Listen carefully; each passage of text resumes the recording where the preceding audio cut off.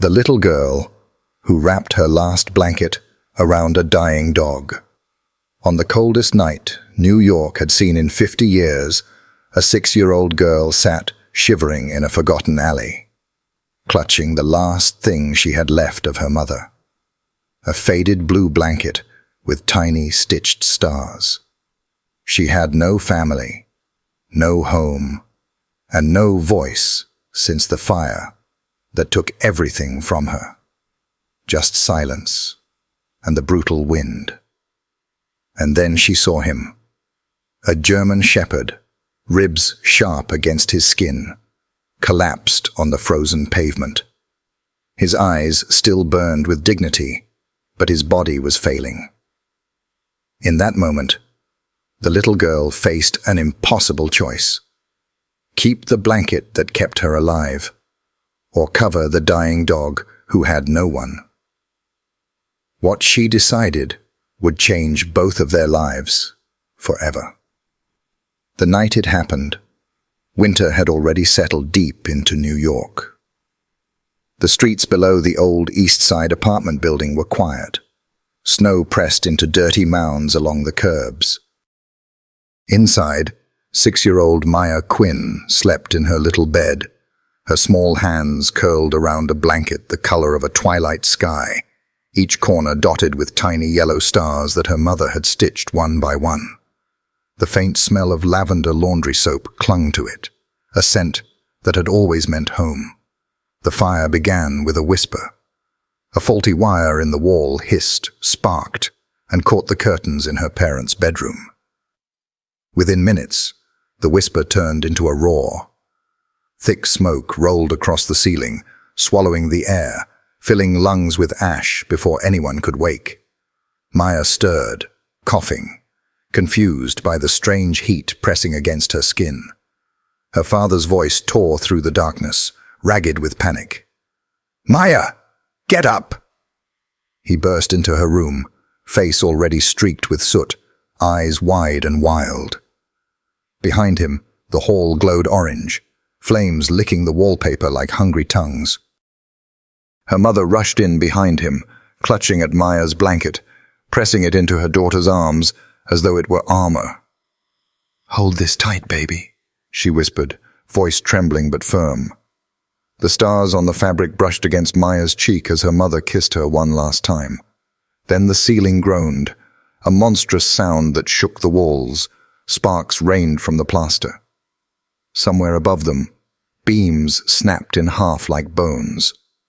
The apartment was collapsing, and time had run out. Her father scooped Maya up in his arms, coughing violently as smoke clawed at his throat. He staggered to the window, shoved it open, and icy December air swept in, mixing with the choking heat. The fire escape was their only chance.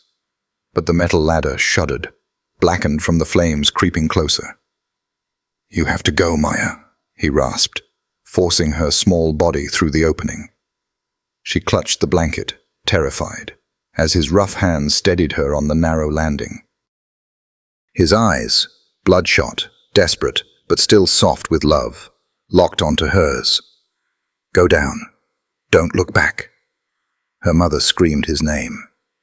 The fire surged behind them, a wall of orange swallowing everything. And then it happened, so fast, Maya could hardly understand. Her father gave her a final shove, pushing her small body onto the escape just as the ceiling above collapsed. She fell to her knees on the freezing metal, the blanket clutched so tightly to her chest her fingers cramped. The sound of her father's shout was drowned by the roar of fire. The fire escape groaned, threatening to tear free from the wall. Neighbors screamed from the windows below. Sirens wailed in the distance, urgent and hollow against the night. Smoke burned Maya's eyes, making the world a blur of tears and flame. "Help! The girl's here!" someone shouted. Strong hands grabbed her, pulling her down the stairs, past the twisted railing, away from the inferno that had once been home. She tried to twist back, to see her parents, but the smoke was too thick. Through it all, she clutched the blanket, stars damp with her tears. On the street, chaos reigned. Firefighters rushed past, axes in hand, hoses spitting great arcs of water into the blaze. Sparks rose into the night sky like a storm of fireflies. People huddled on sidewalks, wrapped in coats, faces lit by the infernal glow. Some cried, some prayed. All watched helplessly as the building gave way. Maya stood barefoot in the snow, too stunned to cry. The blanket wrapped around her tiny shoulders was the only warmth she had left. A neighbor knelt to cover her ears, but it was too late. She had already heard it. The sound of the roof collapsing inward, a thunderous crash that silenced everything else. Her home, her parents, her entire world gone in a single merciless moment. Her lips parted, but no sound came. She tried to scream, to call for her mother, to call for her father, but the air betrayed her. And only a dry rasp escaped, swallowed by sirens and crackling flames. Something inside her shut down, as if her voice had burned away with them. Later, when the fire was finally subdued, the firefighters carried out stretchers draped in white. Adults whispered words she couldn't understand. Casualties. No survivors. Too late. Maya clung tighter to the blanket, pressing her face into it until her skin was raw, trying to breathe in the last fading trace of her mother's vanilla lotion, the last piece of before. A paramedic crouched to check her, asking questions she couldn't answer. Her throat ached, but no words would come. Just silence, wide eyes, a trembling body. The man wrote something on a clipboard, possible shock, selective mutism, and wrapped another blanket around her small shoulders. But she shoved it off. She didn't want their blanket. She wanted hers, the one her mother had made, the one with stars to catch her dreams. That night, while strangers discussed where to take her, Maya sat on the curb across from the smoking ruins, clutching her blanket, her lips pressed tight as if sealing away the last thing she had left. The world around her blurred, faces, voices, lights, but the sound of the fire stayed sharp in her ears, the crackling, the collapse, the sirens. It was the night her voice left her, the night the fire made her an orphan. She never forgot the way the flames reflected in the snow, staining it orange and red, as though even the winter itself had caught fire. After the fire, after the night when her voice vanished into smoke, Maya was moved like a package no one quite knew where to deliver. Social workers spoke in clipped tones over her head, papers shuffled, signatures scrawled. She heard the words, temporary placement, and no relatives were found. None of it mattered. What mattered was the blue blanket with stitched stars still pressed against her chest, and the hollow ache where her parents' voices had been. That was how she arrived at the Duff household in Queens. The Duffs had a cramped two-story house that already sagged under the weight of too many children. 6, maybe 7. It was hard to count. All foster placements, all packed into rooms with bunk beds stacked like cages. The air smelled of stale food and damp laundry. On the first night, Mrs. Duff shoved a plate toward Maya. Cold pasta clumped together, half a hot dog. "Eat fast," the woman said without looking at her. "There's no seconds." Maya stared at the food, but her stomach twisted too tight to swallow. Across the table, another child pinched her arm under the cover of the tablecloth, whispering, "New meat." The days bled together, a rhythm of noise and neglect. The Duff children screamed and shoved, each fighting for scraps of attention that never came. Maya moved silently among them, a ghost in borrowed clothes. Her blanket was her anchor. She folded it neatly at the foot of the narrow cot they gave her, smoothing the stars, as if the fabric itself could hold her together.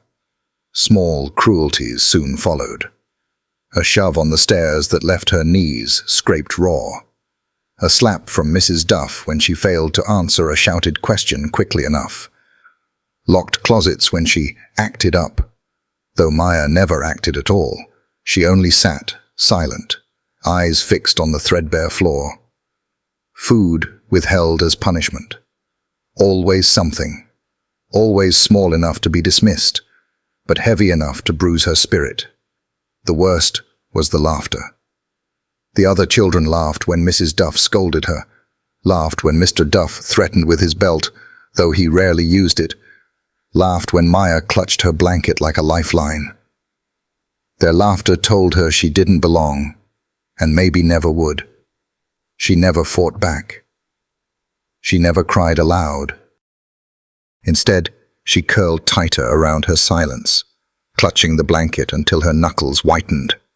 At night, when the house fell into uneasy quiet, she pressed the stars to her lips and remembered the way her mother whispered, "To catch your dreams." But dreams didn't come anymore. Only smoke and fire, replaying until she woke with her throat raw from the screams she could never voice. The winter outside grew sharper as December slid into January. Snow crusted on the windowsills, the streets shining with ice. Inside the Duff house, warmth was rationed like kindness.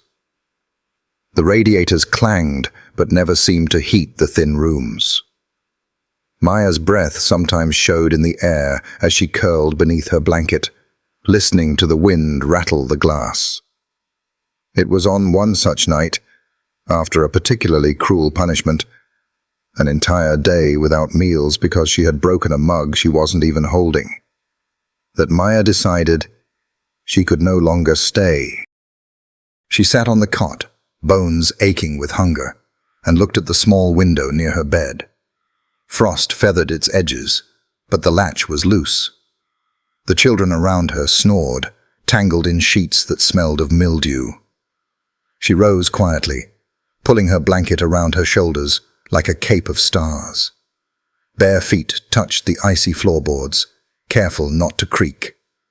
Her fingers trembled as she unlatched the window. Cold air knifed in immediately, sharp and clean compared to the sour breath of the house. For a moment she hesitated. Out there was unknown, danger, streets that swallowed people whole. In here was cruelty, but at least walls. She glanced at her blanket, at the familiar stitching her mother's hands had sewn. The stars looked back at her as if whispering, "Go." Maya swung one leg over the sill, then the other. The night embraced her with brutal cold. She clutched the blanket tighter and lowered herself onto the narrow ledge. The street below glittered with frost under a flickering streetlight. She didn't look back. Her small body dropped lightly onto the snow, her breath coming in tiny clouds. For the first time since the fire, she felt something that almost resembled choice. The city was vast, merciless, but it was hers now. She tightened the blanket around her thin frame and walked into the freezing New York night, leaving the Duff household behind like another burning building collapsing into ash. The wind cut through the narrow streets like a blade, shrieking between the high brick buildings that towered over Maya's small frame. She pulled her blanket tighter around her shoulders, but the cold still reached her bones. Her lips were cracked, her breath puffing in thin clouds that vanished almost as soon as they formed. The night smelled of gasoline, garbage, and the sharp metallic tang of ice. Her bare feet, wrapped in torn socks she'd scavenged, crunched against patches of frozen slush. Each step seemed louder than it should have been, as though the city itself was listening. New York at night was not kind to children. Cars hissed by on the distant avenue, but here, in the forgotten alleys, only shadows moved. Maya kept to them, head down, blanket clutched close. Then she heard it, a sound different from the wind, not the scuttle of a rat or the crash of a bottle. A whimper, low, weak, but sharp enough to prick her ears. She froze, breath caught in her chest. Another whimper followed, then silence. Maya's eyes darted into the darkness of the alley ahead. At first she saw only the shape of dumpsters, piles of snow-soaked trash bags, and brick walls slick with frost. Then she noticed the bulk slumped against the far wall, a darker shadow against the shadows. She crept closer, one careful step at a time, her small hand tightening on the edge of the blanket. When the faint glow from a distant streetlight brushed across the figure, her heart stopped. It was a dog, a massive one. The animal lay on its side, ribs sharp against filthy fur, its breath shallow and uneven. Its coat, patches of black and tan, though dulled by dirt, clung in matted tufts. Its paws, huge and cracked, twitched faintly. A faint metallic glint at its neck caught her eye. The ragged strap of what might once have been a vest or collar. Maya's instinct screamed danger. She had been warned, even at the foster home, about strays, how they bit, carried disease, how they turned wild on the streets. And this one wasn't small. Even half-starved, it looked powerful, dangerous. But then its eyes opened. Amber brown, startling even in their dimness, they found hers. No growl, no snarl, only a weary acknowledgement, as though it had already decided she wasn't a threat. Or maybe, like her, it simply didn't have the strength left to fight. Maya stood rooted, breath hitching. Her gaze dropped to the blanket wrapped around her shoulders. It was thin, barely enough to keep her alive through the night. The last piece of her mother. Every stitch, a memory.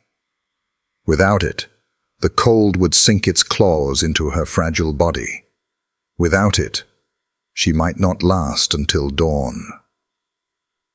Her eyes flicked back to the dog. Its sides heaved with effort. A faint whimper escaped, softer this time, as if it knew how close it was to slipping away. She clenched the blanket tighter, heart pounding with the weight of her choice. Keep it, stay warm, survive, or give it, and save him. Her small fingers trembled as she loosened the fabric from her shoulders. The air attacked immediately, teeth of ice sinking into her skin. She dragged the blanket off and bent down, her knees knocking against the frozen pavement. Slowly, carefully, she draped the blue stars across the dog's body. The dog stirred weakly, a shiver running through it. Then, as if recognizing the gift, it shifted closer. Its massive head pressed against her thin knee, eyes closing again, but not in defeat, rather in surrender, in trust. Maya's throat tightened. For the first time since the fire, she felt something bloom through the numbness. Connection. She lowered herself beside him, curling against his side despite the filth and the smell of old blood in his fur. The blanket covered them both now, their shared warmth small but real. Her body shook violently, teeth chattering, but she didn't move away. Her mother's words echoed in memory. To catch your dreams. Maybe the stars stitched into the fabric had caught not only hers, but his as well. Above them, snow began to fall again. Soft, silent flakes settling on brick and trash and the fragile shelter of a child and a broken dog. Two abandoned souls pressed together, bound by one choice in a forgotten alley. Neither of them knew what tomorrow would bring, but in that moment, survival was no longer a solitary thing. The city wailed and howled around them, indifferent to their struggle. Yet under the weight of the stars on that faded blue blanket, Maya and the German shepherd endured. together. The alley grew quieter after midnight, though the wind never stopped its bitter whine. Maya curled against the dog's side, her small body pressed close to the coarse fur beneath the blanket. The stars stitched into the fabric barely held back the cold. But it was different now. Warmer somehow, because there was more than just her. At first, she had been afraid to touch him. His size was overwhelming, even in his weakened state, and the sharp rise of his ribs beneath her palm was a reminder of how fragile survival could be. But as the hours crawled on, the dog shifted closer, inch by inch, until his body curved protectively around hers. His chest rose and fell against her back, shallow but steady, a rhythm that slowly lulled her trembling into stillness. The city was never truly silent.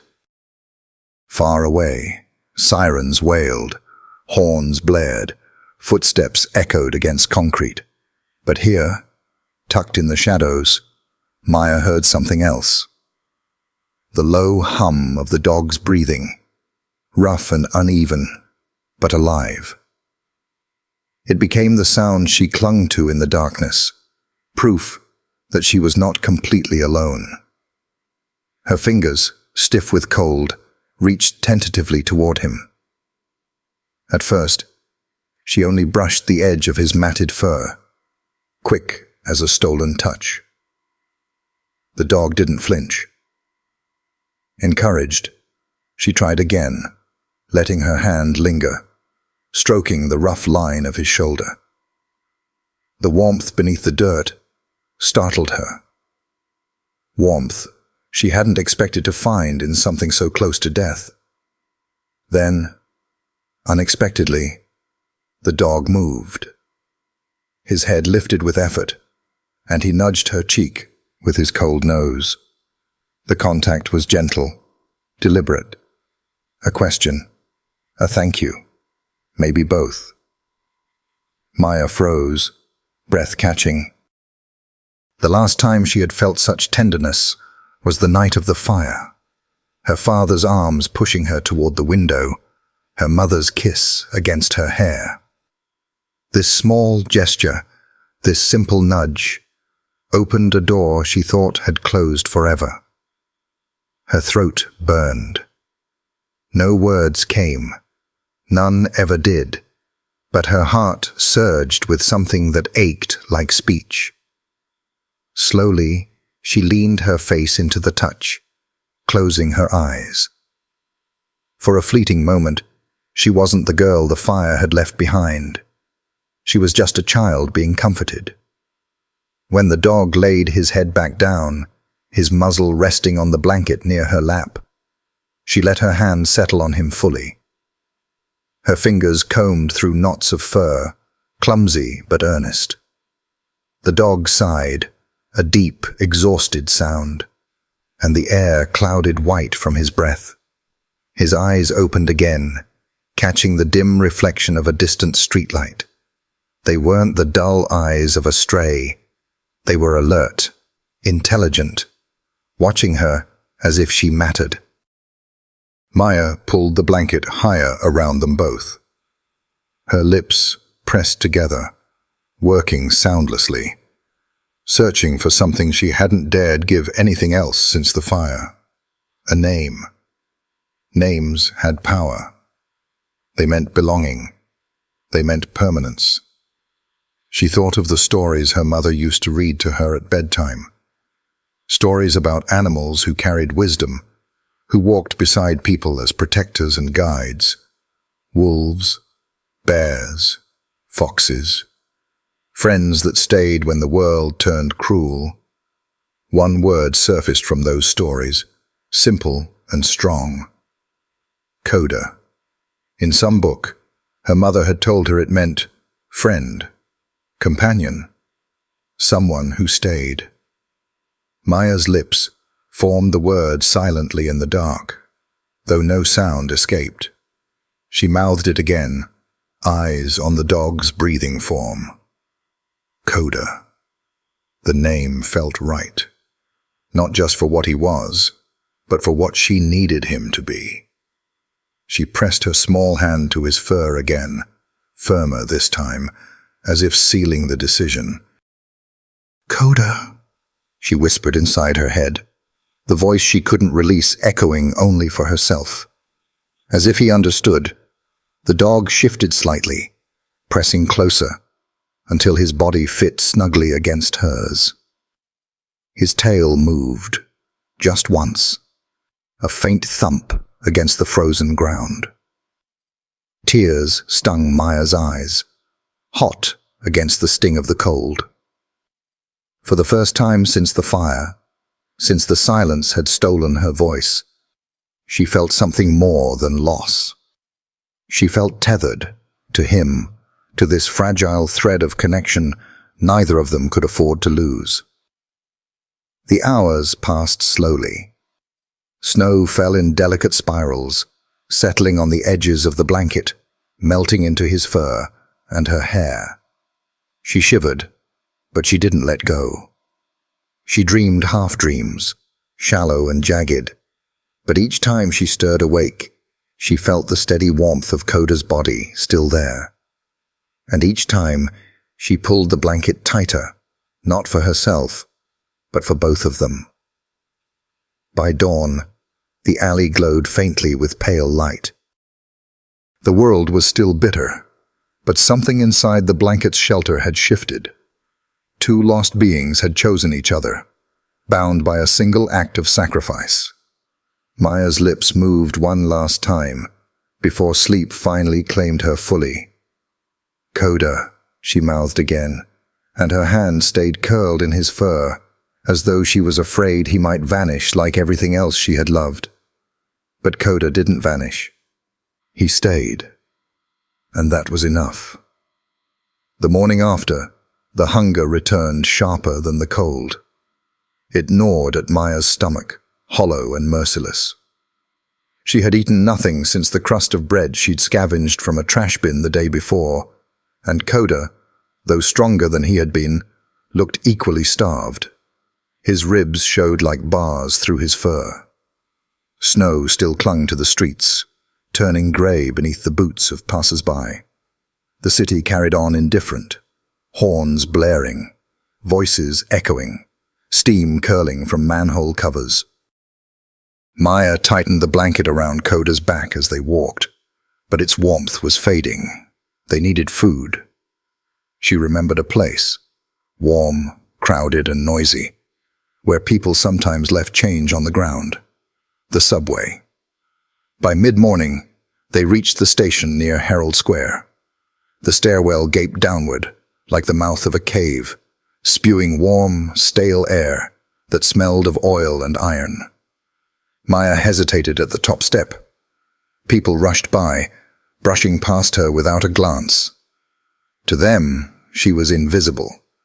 A dirty child clutching a mangy dog, just another shadow in a city already full of them. But invisibility would not feed them. She descended, Coda at her side, his paws hesitant on the slick steps. The crowd flowed around them, businessmen in coats, women in scarves, students with earbuds. The station pulsed with the clatter of trains and the hiss of brakes, the rumble of a city always in motion. Maya found a small corner near a tiled wall where the echoes softened. She sat on the cold floor, Coda settling beside her, his body curling protectively to shield her from the stream of feet. She glanced at her blanket, folded neatly over her lap, the stars dulled by grime but still glimmering faintly. Then she closed her eyes. Music.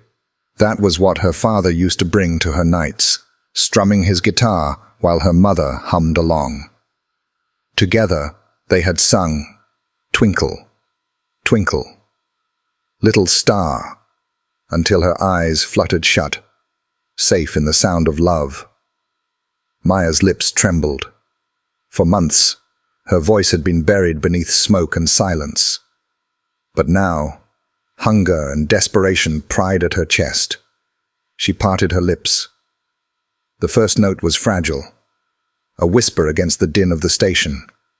But it carried, thin, haunting, like glass catching the light. Twinkle, twinkle, little star.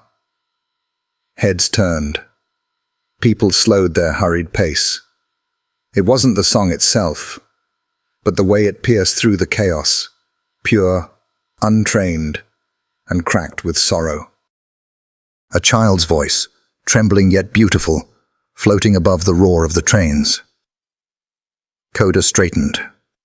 Though still weak, he rose to sit tall, his posture suddenly regal, as though some old training stirred awake inside him. His ears pricked, his eyes alert, his body a silent sentinel. Passers-by couldn't help but notice the contrast. The fragile girl with her song, and the great German shepherd beside her, dignified even in ruin. Maya's voice wavered, but did not break. She clutched the blanket tighter, the stars glowing faintly in the fluorescent light.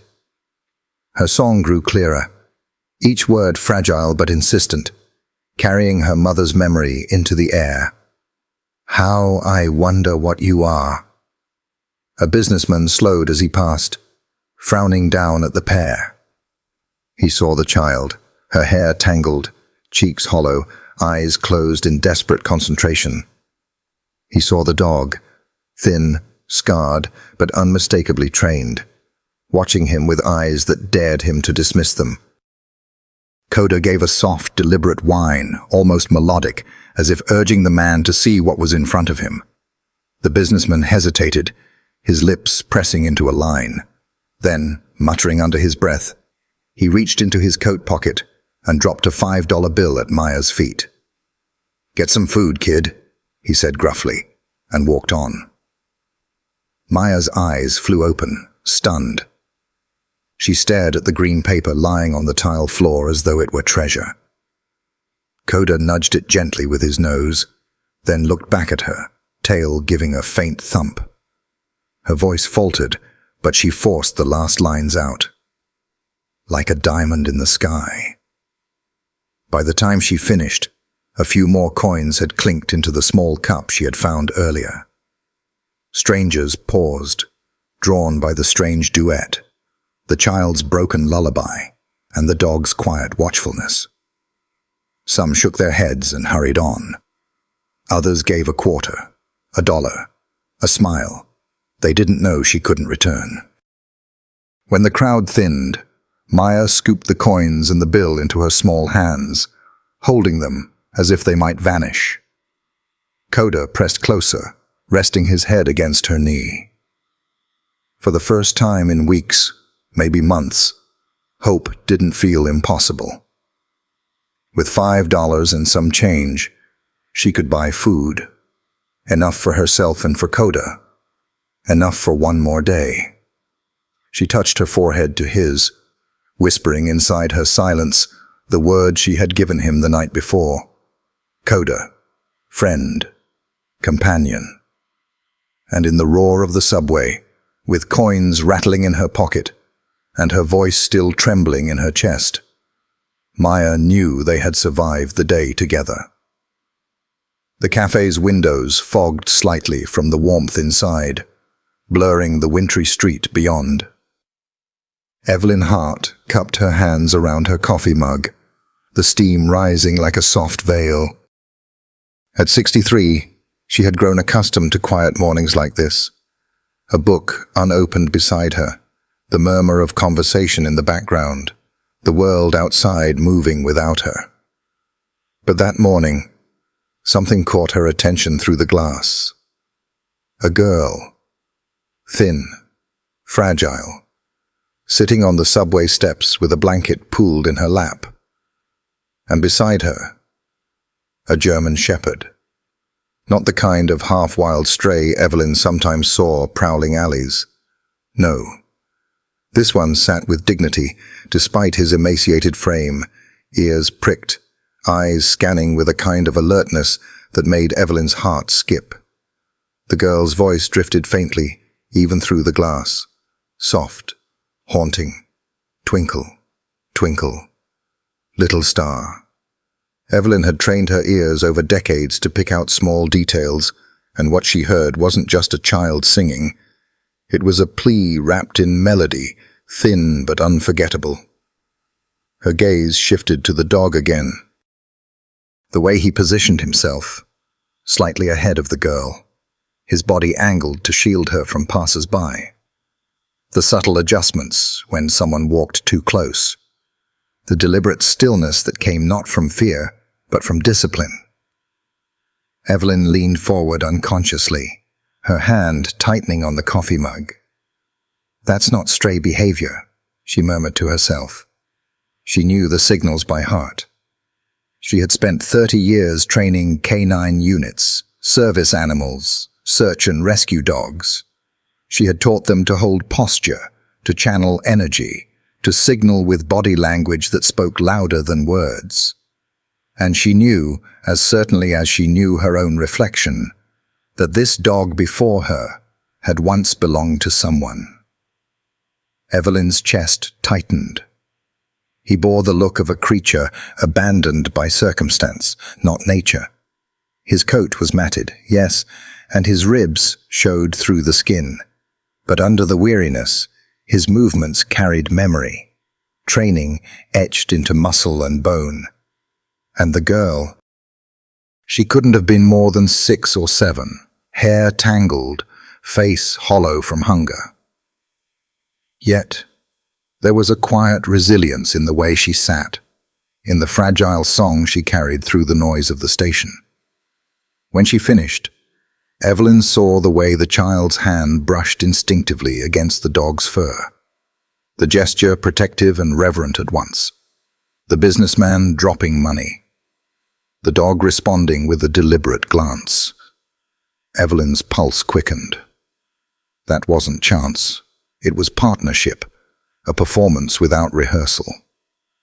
Evelyn set her mug down, her reflection caught briefly in the window. Silver hair pulled back in a neat bun, lines etched deeply around her eyes, hands scarred from decades of leash burns, scratches, long nights in training fields. She thought she had left that life behind when she retired to Westchester, choosing a quieter existence with her rescues and her memories. But what she saw now cracked that retirement open. The child bent her head, clutching the crumpled bills in her hands, while the dog leaned into her side. Something about the picture tore at Evelyn. 2 souls invisible to the city, yet utterly visible to each other. "Who are you?" she whispered to the glass. The question wasn't rhetorical. She needed to know. For years, Evelyn had lived with regrets. Dogs she couldn't save. Handlers she couldn't protect from their own recklessness. She had built her life around giving second chances to animals no one wanted anymore. And here was a pair who seemed to embody every story she had ever told herself about resilience and survival. The dog lifted his head suddenly, amber eyes cutting through the glass, locking with hers. Evelyn froze. It was a brief moment, but it felt like recognition. Not of her personally, but of being seen. His ears twitched, his gaze sharpened. Then he turned back toward the girl. The coffee in Evelyn's mug had gone cold, forgotten. She rose from her chair slowly, pulling her coat tighter around her shoulders. The cafe's warmth clung to her, but she knew the cold outside would strike like a whip. Still, she couldn't stay here. Not while they vanished back into the city's cracks. She paid her bill quickly, ignoring the cashier's idle chatter, and stepped into the bitter wind. The subway entrance lay just across the street. She scanned the flow of people, heart hammering harder than it should for someone her age. But by the time she reached the stairs, the corner where the girl had sat was empty. Gone. Evelyn's pulse jumped. She hurried to the landing, scanning left and right. Nothing but strangers, footsteps, the metallic echo of trains. She stood still for a long moment, her breath visible in the cold.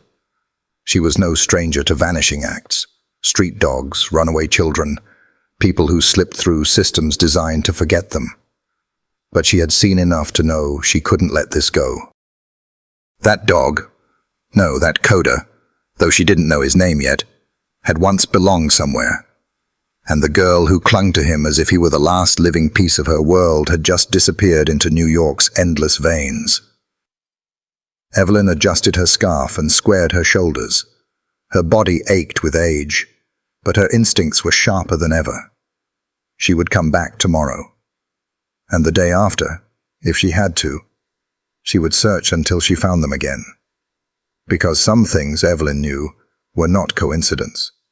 They were signals. And if there was one lesson the dogs had taught her over a lifetime, it was that when fate sends you a signal, you don't ignore it. The city at night was a labyrinth of shadows. Maya clutched the small pouch of coins close to her chest as she hurried along the narrow back street. The subway had given her and Coda a lifeline for one more day. Enough for a scrap of food, maybe something warm, if luck held.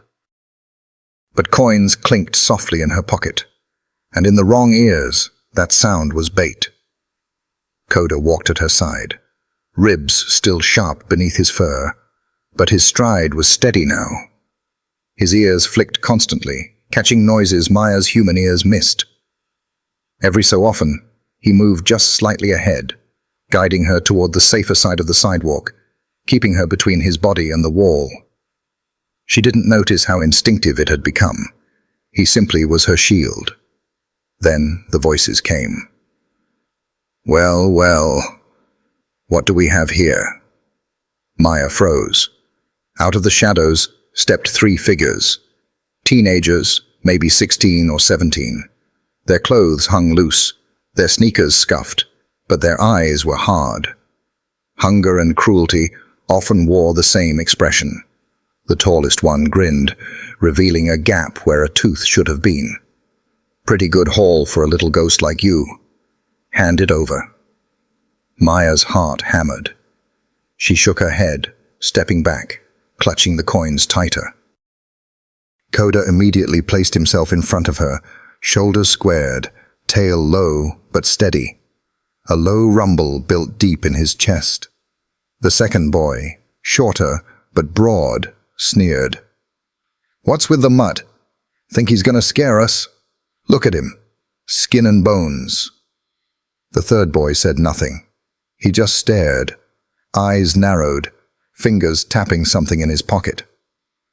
Maya caught the glint of metal when he shifted. Coda's growl deepened, his amber eyes locked on the threat. His whole posture changed. Not the weary stray she had found in the alley, but something else. Trained, focused, dangerous. "Last chance," the tall boy taunted, stepping closer.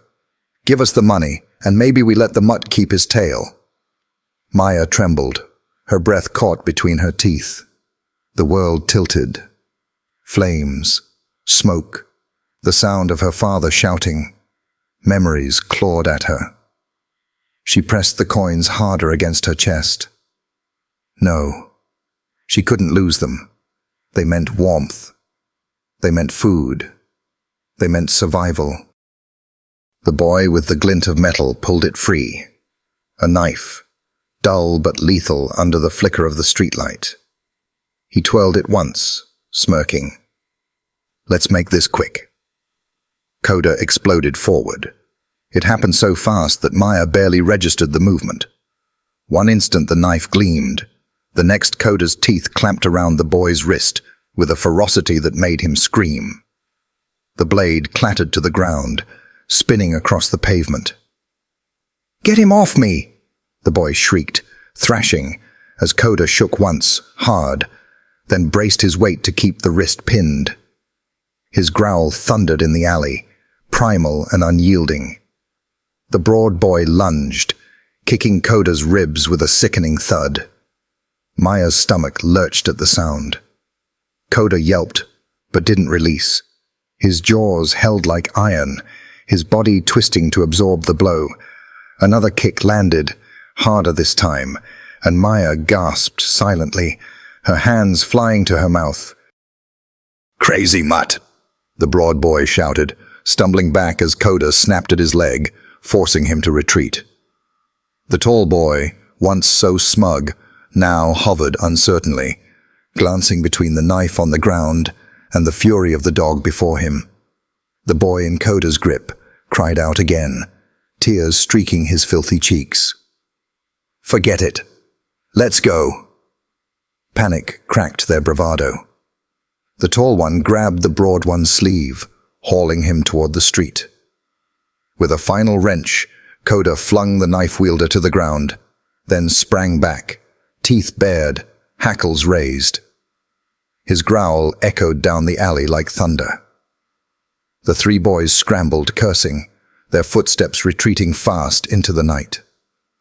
Silence crashed in their wake, broken only by Maya's ragged breaths and Coda's panting. He stood firm, his body trembling from exertion, his ribs heaving.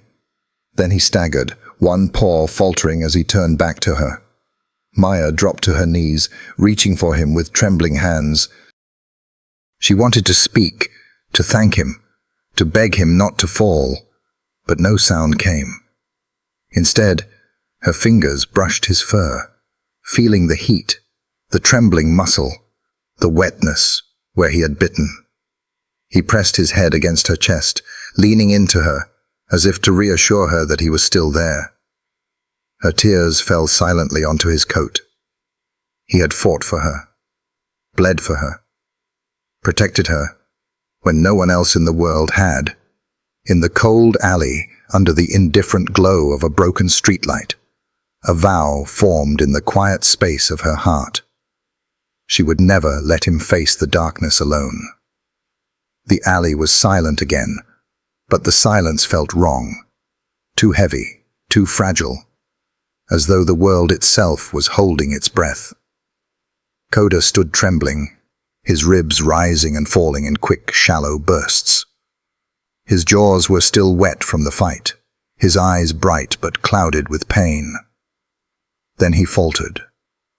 One paw slipped against the pavement, his legs giving way beneath him. He staggered, caught himself, then stumbled again. His body pitched sideways before Maya could stop him, and he hit the ground with a dull thud. Maya dropped instantly to her knees. The coins she had clung to so tightly scattered across the alley floor, forgotten. Her small hands fluttered uselessly over Coda's heaving sides. She didn't know where to touch, afraid of hurting him more. His breathing was shallow, each inhale followed by a faint whimper that cut straight through her chest. "No. No." Her lips formed the words, though no sound came. Her throat felt locked, as if invisible hands held it shut. Tears blurred her vision as she bent over him, clutching the one thing she still had left, her blanket. The stars stitched into the fabric shone faintly under the streetlight, dulled by dirt and time. But they were still hers, still her mother's. With trembling fingers, she spread the blanket over Coda's body, tucking it gently around his chest, as if fabric could hold him together where her hands could not. She cradled his head in her lap, rocking slightly the way her mother once rocked her after nightmares. Her silent sobs shook her thin shoulders. If there was a God who still listened, she prayed without words, her plea written in every tear. Don't take him too. Not him. Not this one. Coda's eyes fluttered open, heavy-lidded. For a moment, they fixed on her face, and his tail moved once, faint and slow, brushing against the ground. Even in pain, he sought to reassure her. Maya bent closer, pressing her forehead against his muzzle, whispering soundlessly, "Stay. Please stay." The sound of footsteps broke into the alley. Sharp, hurried, but measured enough to belong to someone older, someone not part of the danger that had fled. Maya tensed, instinctively curling herself around Coda, ready to shield him as he had shielded her. From the shadows emerged a figure wrapped in a long wool coat, silver hair catching the dim glow of the streetlight. Evelyn Hart. She froze at the sight before her. The child, hunched protectively over the fallen shepherd, the faded blanket drawn over his shivering frame, the tears streaking through the dirt on the girl's cheeks. Evelyn's breath caught. The image was raw, aching, a child's love laid bare in the middle of the city's forgotten dark. "My God," Evelyn whispered, more to herself than anyone else. Her eyes swept over the scene, trained instincts recognizing injury at once. She saw the uneven rise of the dog's ribs, the tremor in his muscles, the way he favored one side. Broken ribs, trauma layered on malnutrition. And still, his head rested in the girl's lap, as though she were his anchor to the world. Maya's gaze snapped up, wide and fearful. Adults had never meant safety, not since the fire. She pulled the blanket tighter around Coda, her body shrinking into herself, eyes pleading, "Don't take him." Evelyn stopped where she was, lowering herself slowly to a crouch. Her years with dogs had taught her that sometimes stillness spoke louder than words. She let the silence breathe for a moment, her hands visible, palms open. "He's hurt," she said softly, her voice steady despite the emotion tightening her throat. "I can help him." Maya didn't move. Her lips trembled, but no sound came. Her arms only tightened around Coda's head, her small fingers buried in his fur. Evelyn's eyes softened. She recognized the fear, not just of losing the dog, but of losing the only living soul this child had left. "I know you don't trust me, but look at him." Her gaze shifted deliberately to Coda. "He needs more than what you can give him here. If we don't help, he won't make it through the night." The words hung heavy. Evelyn didn't need to be dramatic. She was simply telling the truth. Coda stirred weakly, his muzzle nudging at Maya's hands as if urging her to listen. His eyes met hers, clouded but insistent. Maya's tears fell faster, landing on his fur, mixing with the grime. She looked back at the silver-haired woman, torn between terror and hope. Evelyn stayed crouched, lowering her voice even further. "My name is Evelyn. I used to train dogs like him, police dogs, rescue dogs. I've seen hundreds, maybe thousands. And I can tell you, he's special. But right now, he's broken, and he needs help. I have a friend who's a veterinarian. She'll see him tonight. No questions asked." Still, Maya hesitated. Her small hands clenched in the blanket, her whole body quivering with indecision. She had run from adults, from homes that promised safety, but delivered only pain. But then, Coda gave a faint whine, his body twitching in discomfort. His eyes closed again, his breathing shallower than before. Maya let out a soundless cry, her face contorting. Then, with trembling hands, she pulled the blanket tighter around him, not to shield him from Evelyn, but to prepare him for the journey. Evelyn saw it, the silent permission in the child's eyes, the smallest nod, barely visible but undeniable. Relief coursed through her, but she kept her composure. Too much pressure, too much force, and the fragile trust might snap. "Good girl," she whispered. She pulled her phone from her pocket, fingers already dialing. "Hold on to him. Don't let go. We'll get him through this." As Evelyn's quiet voice carried into the night, arranging help, Maya clung tighter to Coda, rocking him gently beneath the blanket. Her prayers continued in silence, but now they were no longer whispered into the void. Someone else had heard. Someone else had answered. The alley seemed to hold its breath, the faint hum of the city muffled by walls streaked with soot and rain. Evelyn Hart stayed crouched where she was, her wool coat brushing the dirty pavement, her eyes never leaving the child who clung to the wounded shepherd. The girl's arms were wrapped tightly around the dog's neck, her thin body trembling. The faded blanket with stitched stars draped over the animal was clutched so fiercely it looked as though she feared Evelyn might snatch it away. Her lips quivered, but no words came. Only her eyes spoke. Eyes sharp with suspicion, glazed with exhaustion, hollowed by hunger, yet brimming with a desperate kind of love. Evelyn understood. She had seen that look before, in handlers refusing to release their dogs after missions gone wrong, in children at shelters clutching the only stuffed toy they'd ever owned. It was the look of someone who had already lost too much to gamble with trust. Evelyn took a slow breath, steadying her own voice before she spoke. "My name is Evelyn Hart," she said softly. "I used to train dogs just like him. Canine units, service animals, search and rescue. I've worked with shepherds my whole life. I can see it in him. He's been trained, he's special. But right now, sweetheart, he's hurt badly. If we don't get him help soon, he might not survive the night." The girl flinched at the word help.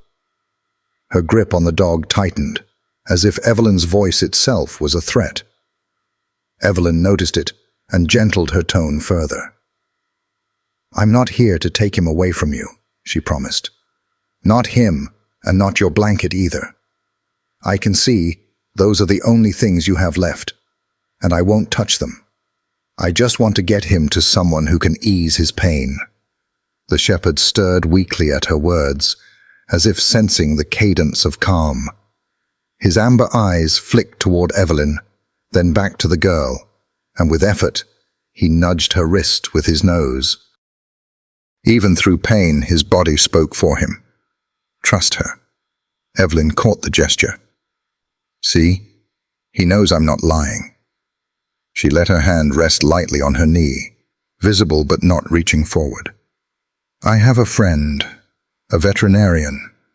Her name is Dr. Anika Patel. She's one of the best I know. She'll take us in tonight, no questions asked. She'll make sure he gets the care he needs." The girl's eyes darted between Evelyn and the dog. The blanket trembled as her fingers knotted the fabric tighter.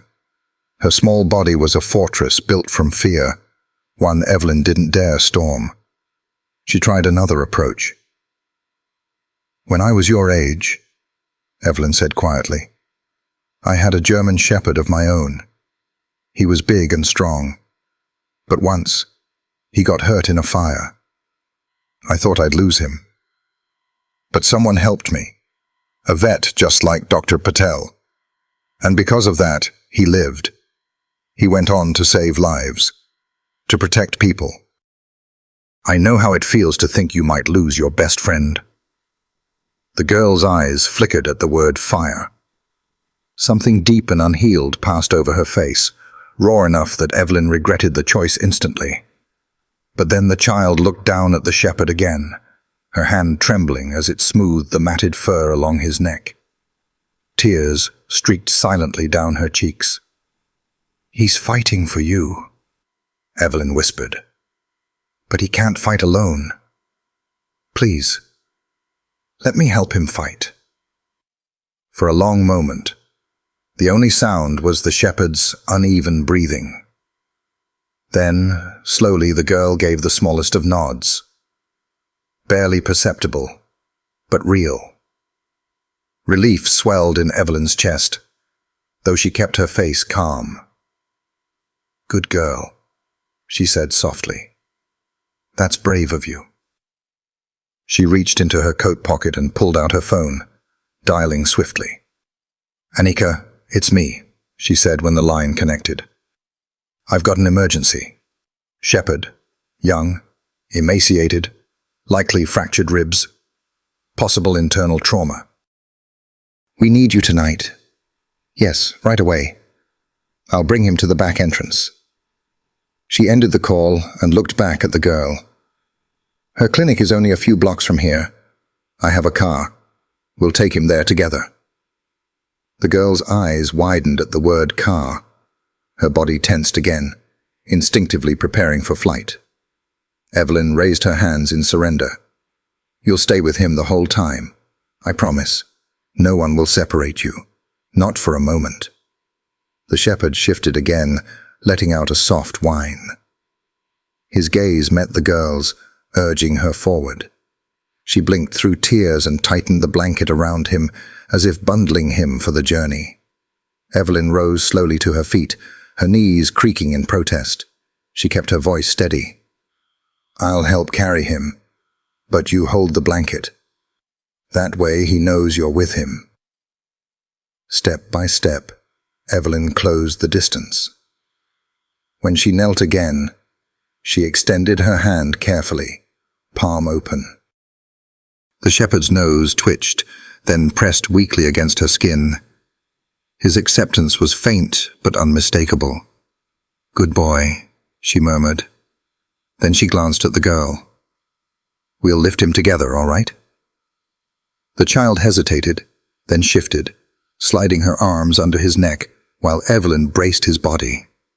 Together, they lifted the weight of him, lighter than a dog his size should be, yet heavy with exhaustion and hurt.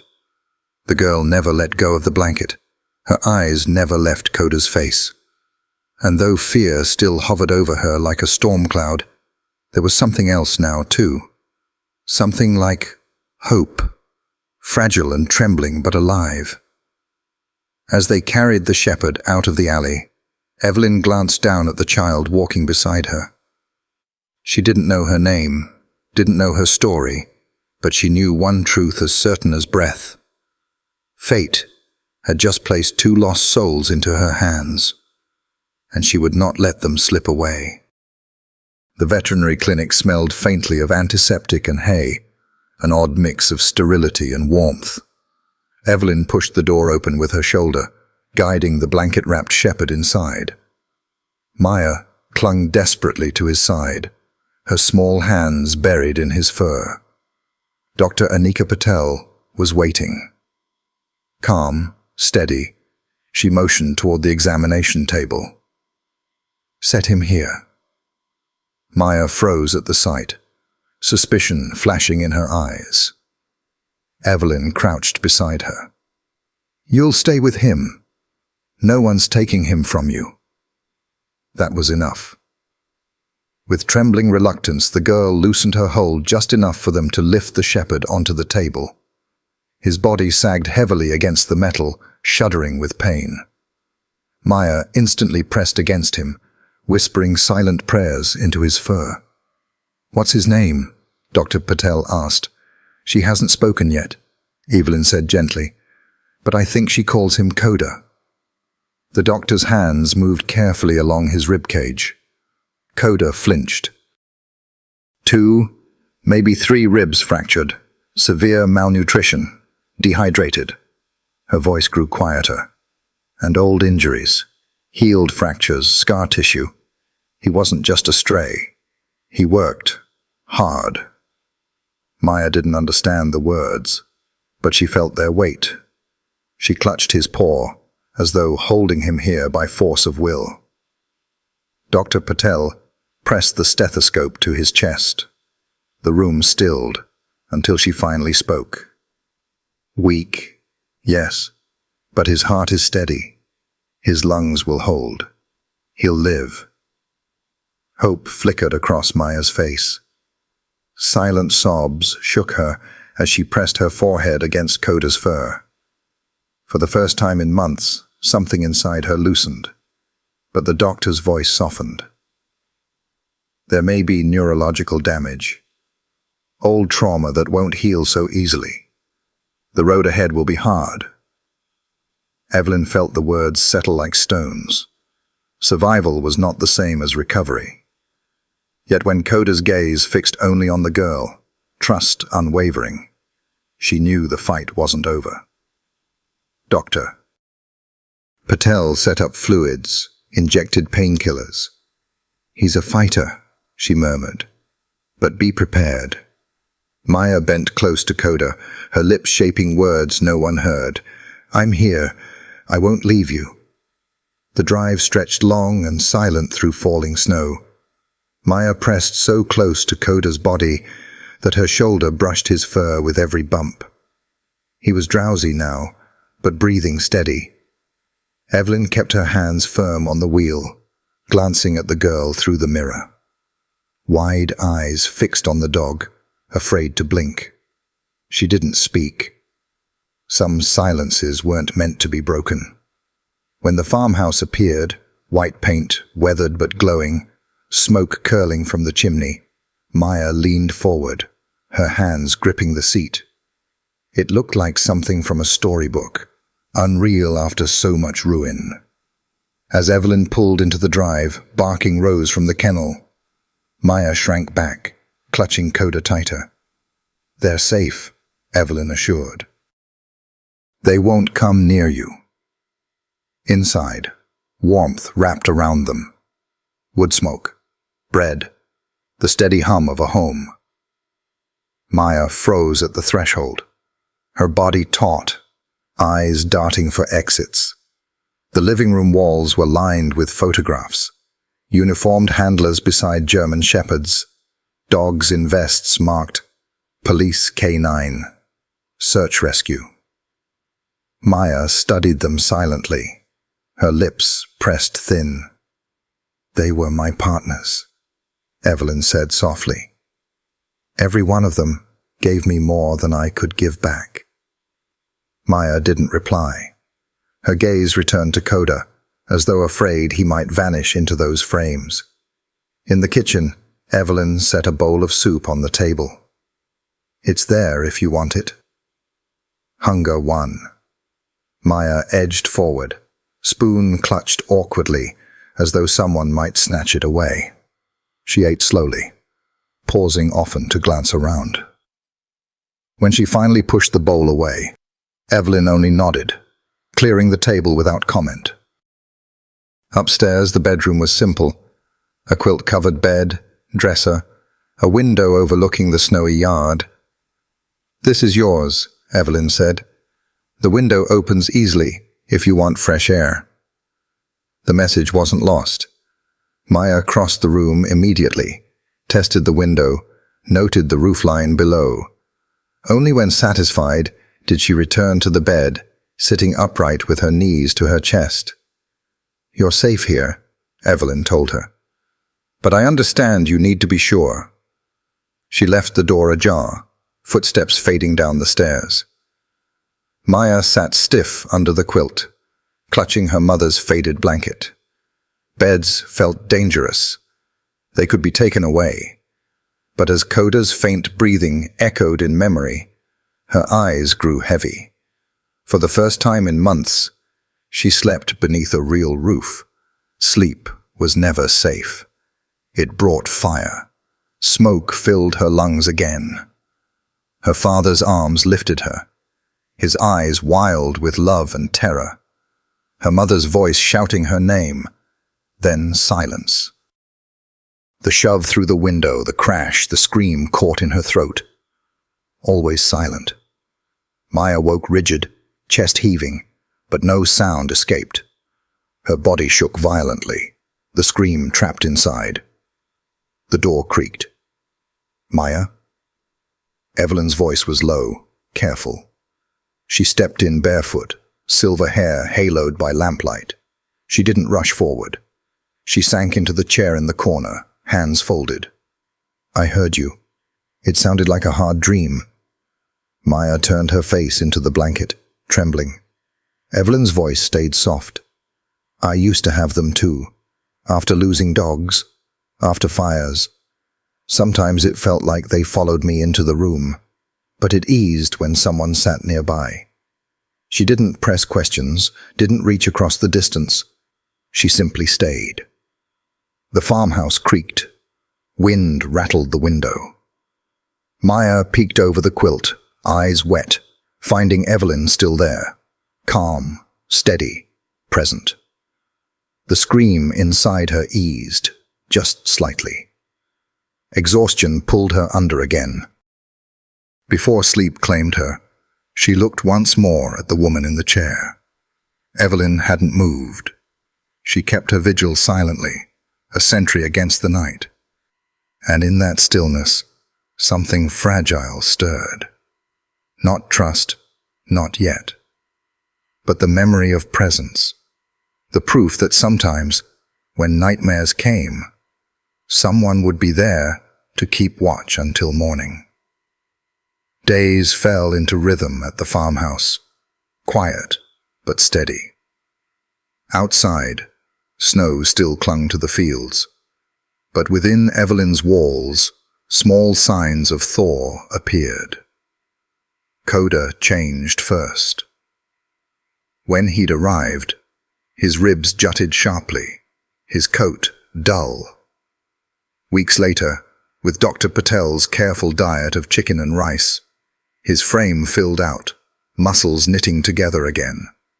His fur gleamed faintly in the sun, and when he sat by the window, head lifted, his posture carried dignity once more. Maya saw it all in silence. Each morning, she followed Evelyn into the kennel, blanket around her shoulders, a scoop of food in hand. At first she fed only Coda, crouching low as he ate and leaned against her knee. Then, one morning, she placed a bowl before a golden retriever. The dog devoured it, tail thumping, and a flicker of a smile touched her lips. By the second week, she carried bowls for every dog, mimicking Evelyn's motions, learning without words. She sat on the bench during training sessions, eyes intent, studying every hand signal. When Coda was strong enough to join, his crisp obedience lit her face with pride. On her chalkboard she wrote, "He remembers." That chalkboard became her voice. Simple words at first. Yes, no, thank you. Then, one evening, "Coda is strong." Evelyn smiled gently. "Yes, and so are you." Maya lowered her eyes, but her fingers traced the edge of her blanket in thought. Trust was creeping in. She ate full bowls now. She sat closer to the dogs. Her words shifted from need to observation. The nightmares still came, but with Coda curled against her side, her trembling eased more quickly. Once, Evelyn found her hand, resting over his back in sleep. Her body slack at last. The farmhouse was no longer just Evelyn's. Piece by piece, it was becoming theirs. One morning, sunlight spilled through the kitchen window, oatmeal steaming on the stove. Coda ate slowly at Maya's feet. Then his ears flicked back. He staggered, swayed, and collapsed. The bowl clattered, kibble scattering across the tile. For a heartbeat, Maya froze. Then instinct broke her stillness. She dropped to the floor, cradling his head. "Coda!" The cry tore from her throat, raw and broken, the first sound she had made since the fire. Evelyn was at his side instantly, checking pulse and pupils. "Neurological," she muttered. "Stay with him. I'll call Annika." Maya rocked back and forth, tears spilling onto his fur. Her blue blanket slipped from her shoulders, covering him instead. Minutes later, Dr. Patel rushed in, stethoscope swinging. She knelt amid the scattered kibble, hands moving fast. "Seizure activity," she said grimly. "We stabilize him now." Maya's eyes went wide with panic, arms tightening around him. "It's all right," Evelyn soothed. "She's here to help." The girl loosened her grip just enough. Annika's injection slowed the tremors, eased his breathing. Maya bent close, whispering soundless words into his ear. Evelyn's chest ached.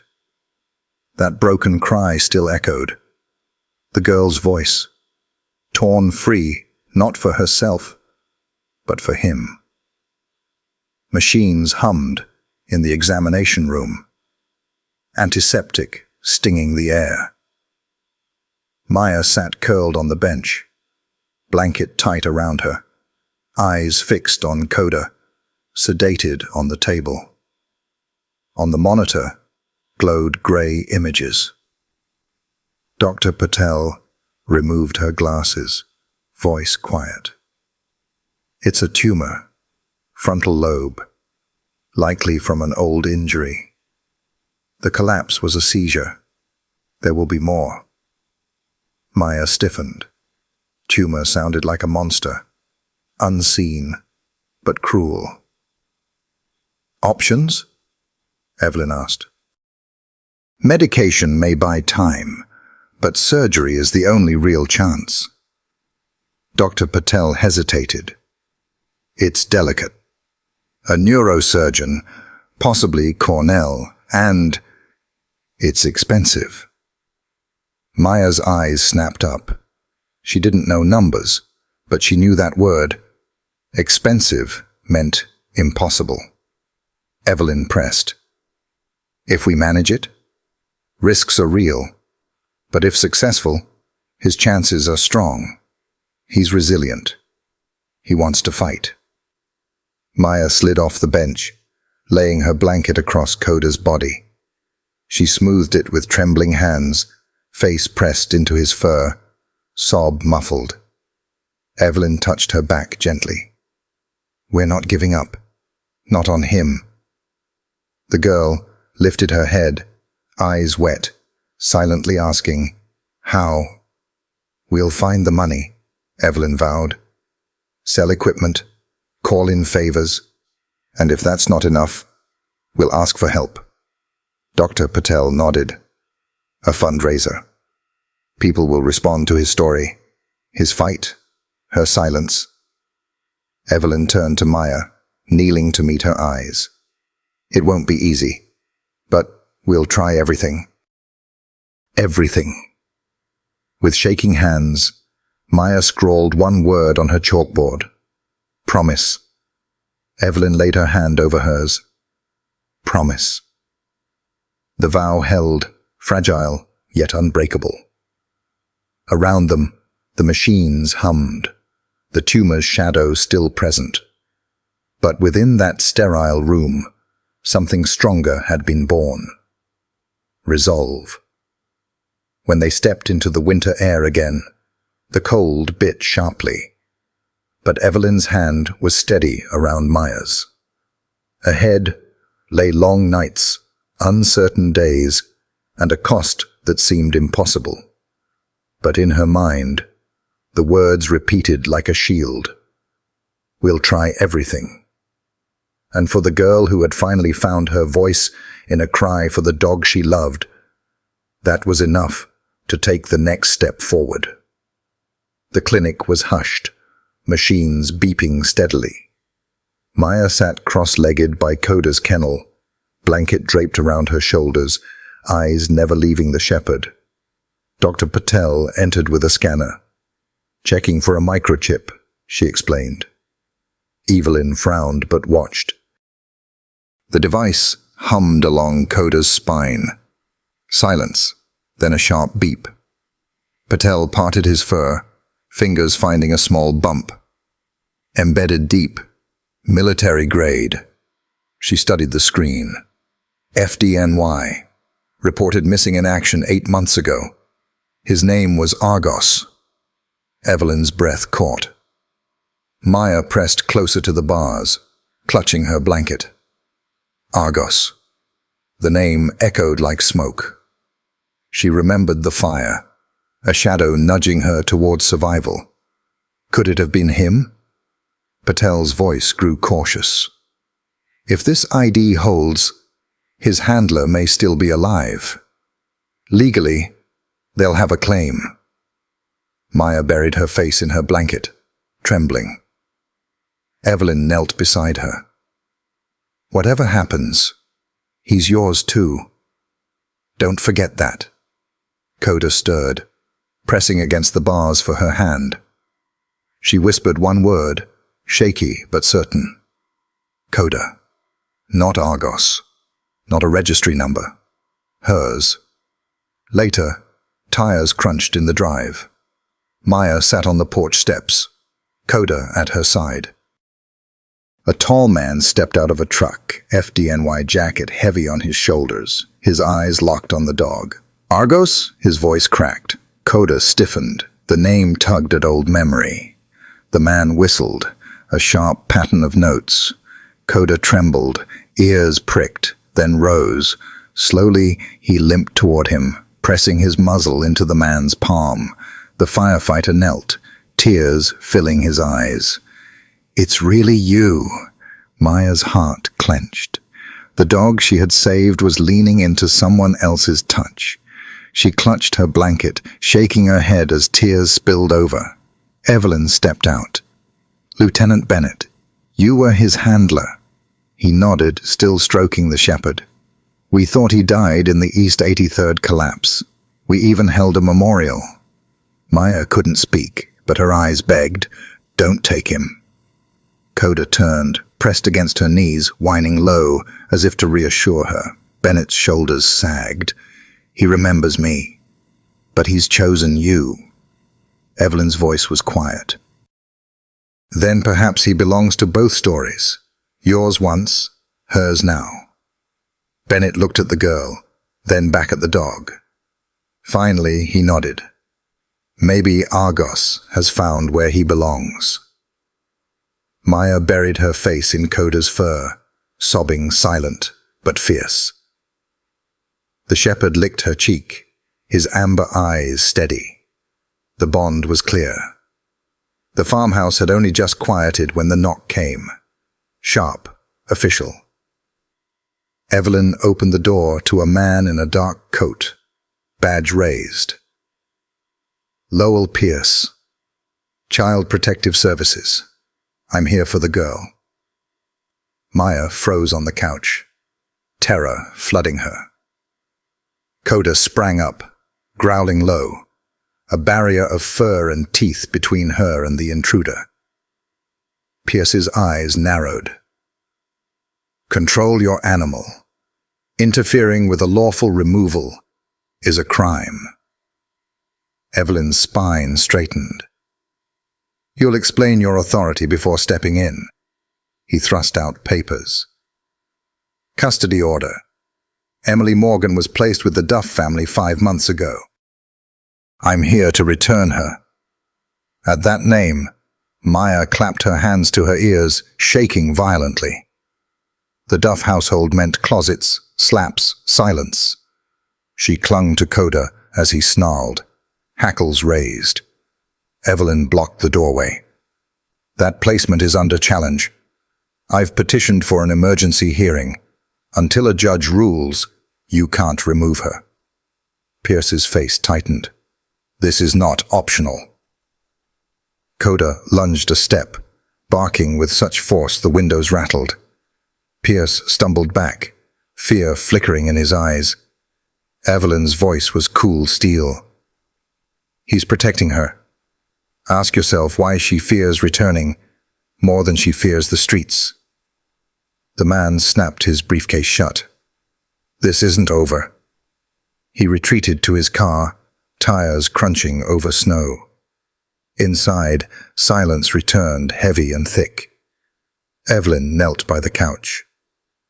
He's gone. You're safe here. I won't let them drag you back. Maya trembled, then leaned her forehead briefly against Evelyn's shoulder before retreating into Coda's fur. Evelyn accepted the gesture like a treasure. We'll fight this together, she whispered. Him, me, and you. Coda rested his head in Maya's lap, amber eyes burning with the vow of a soldier. And in that farmhouse, the battle lines were drawn. One child, one dog, and one woman, against a system that had already failed too many times. The courthouse smelled faintly of polish and paper, a place where lives shifted with a gavel. Evelyn Hart sat at the petitioner's table, silver hair neat, hands tight in her lap. Across the aisle, Lowell Pierce of CPS arranged his papers, his case rehearsed. Maya sat apart, clutching her star-stitched blanket. Coda rested against her knees, allowed in court as evidence of attachment. Judge Holloway entered, her steel-grey gaze sweeping the room. "Miss Hart, you've filed for emergency guardianship of Emily Morgan. Mr. Pierce contests. Let's proceed." Pierce rose first. "The Duff family is licensed, approved, and stable. Ms. Hart is not. Sympathy is not law. The child must be returned." Coda whined softly. Maya tightened her grip on his fur. Evelyn stood, voice steady despite the tremor in her chest. "Your Honor, when I found Emily, she wasn't running from the structure. She was running from harm. She doesn't speak because trauma has silenced her. In my care, she has begun to heal.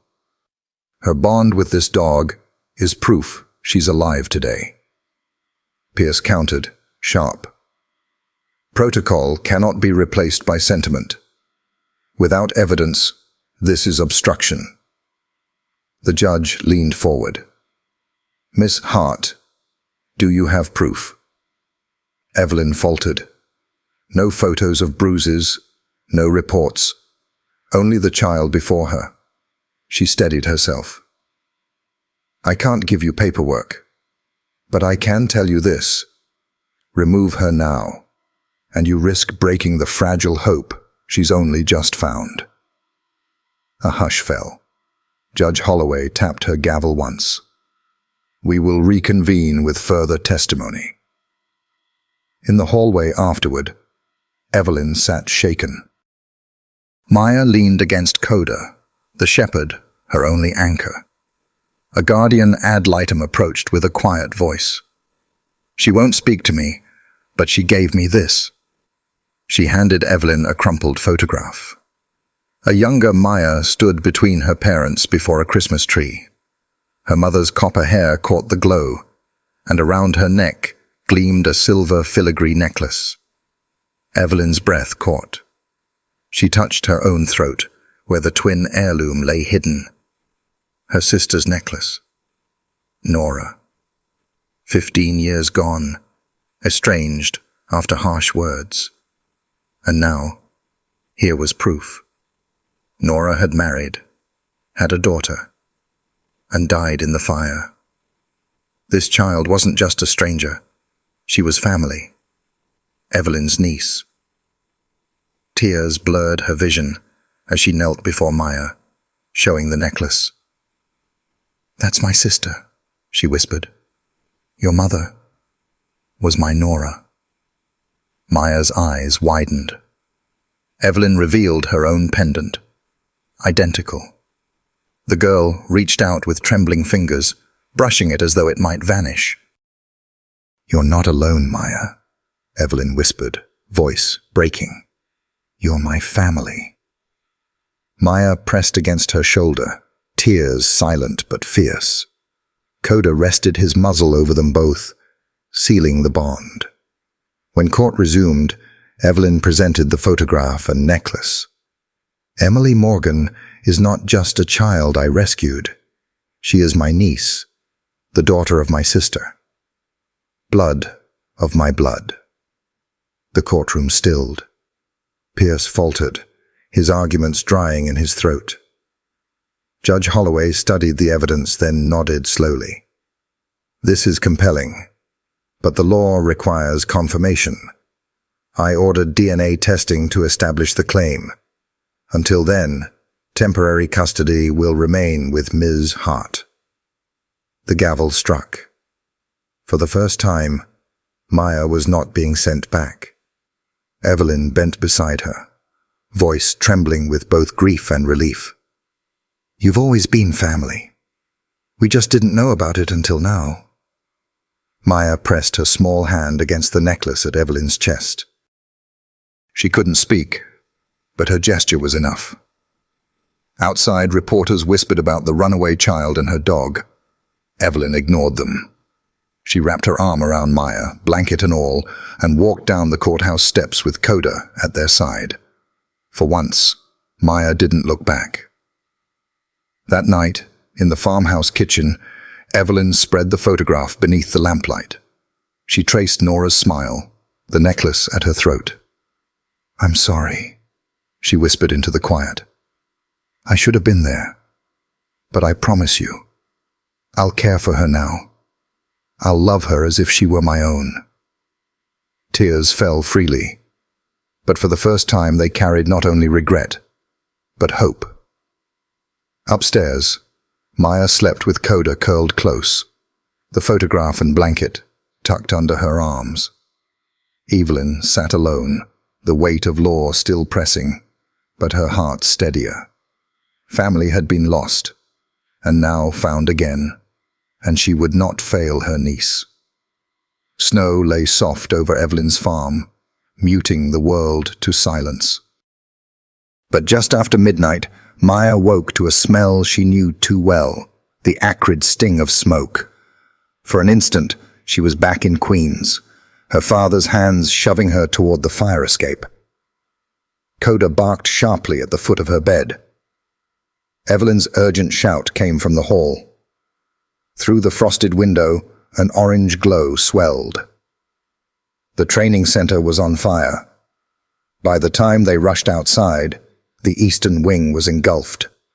Dogs barked frantically inside, cries like children screaming. Evelyn gripped Maya's shoulders. "Stay here with the crew." But Maya shook her head violently. Coda was inside, moved to the back kennels only yesterday. "The hallway's gone," a firefighter shouted. "We can't reach the back runs." Evelyn's face was drained of color. Maya's small hands clutched her blanket. She knew what it meant to be trapped, waiting for someone who never came. She couldn't let that be Coda's ending. Before Evelyn realized, Maya tore free, darting under tape and boots. Smoke hugged the floor, heat pressing down like a weight. Maya dropped low, blanket over her mouth, Evelyn's old training whistle at her neck. She blew hard. The sound cut through chaos. Dogs stilled, ears twitching. She crawled forward, blowing again in bursts. "Here," her breath seemed to say. Through smoke, amber eyes glowed. Coda pressed against the kennel bars, barking once, deliberate. Maya's scorched fingers fought the latch until it screeched open. He lunged out, coughing, but instead of bolting, he turned back, shoving at other kennels. His instincts hadn't faded. Maya blew again, 3 short bursts. Dogs shifted, responding, moving toward her. Sparks rained down, burning holes in her blanket. She gasped, rasping her first words in months. "Hold on!" Together, child and shepherd guided the dogs toward the faint glow of an emergency exit. Outside, a shout. "There, at the back!" Glass shattered outward. Firefighters reached in as dogs leapt through, one after another. Coda stayed glued to Maya's side, steadying her when she stumbled. At last he jumped out first, tail vanishing into the night. Maya sagged, lungs searing, but crawled the last feet. Strong arms pulled her through. Cold air hit like ice. She collapsed into the snow beside Coda, who pressed against her instantly, whining as if scolding her. Evelyn fell to her knees, wrapping them both tight. "Don't you ever do that again," she sobbed. But Maya's hand clutched the whistle. Her lips parted, hoarse but clear. "He saved me first." The fire roared behind them, but the words cut through silence like a bell. Evelyn froze. Maya coughed, then forced more out, raw and trembling. "In the fire, my house. He was there. Coda. He pushed me to the window. Every head turned. Even battle-hardened firefighters paused. Evelyn's hand flew to her mouth as the truth sank in. Maya clung to Coda's soot-streaked fur, tears streaking her ash-darkened face. I thought I lost him, but he found me again. The shepherd lowered his head into her lap, amber eyes steady. Not chance. Recognition. One firefighter whispered, "That's Argos. FDNY thought he died in the East 83rd collapse." Evelyn's tears spilled freely as she cradled both child and dog. "You saved each other," she whispered. Maya's voice, faint but sure, carried into the night. "We belong." Around them, even hardened men swallowed hard. They had witnessed devotion written not in ink, but in fire and smoke. Maya's small fingers dug into Coda's fur.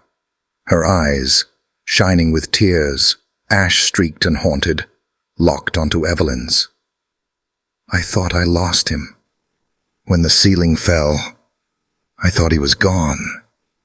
Her voice broke, but she pushed on. "But he found me again. He found me."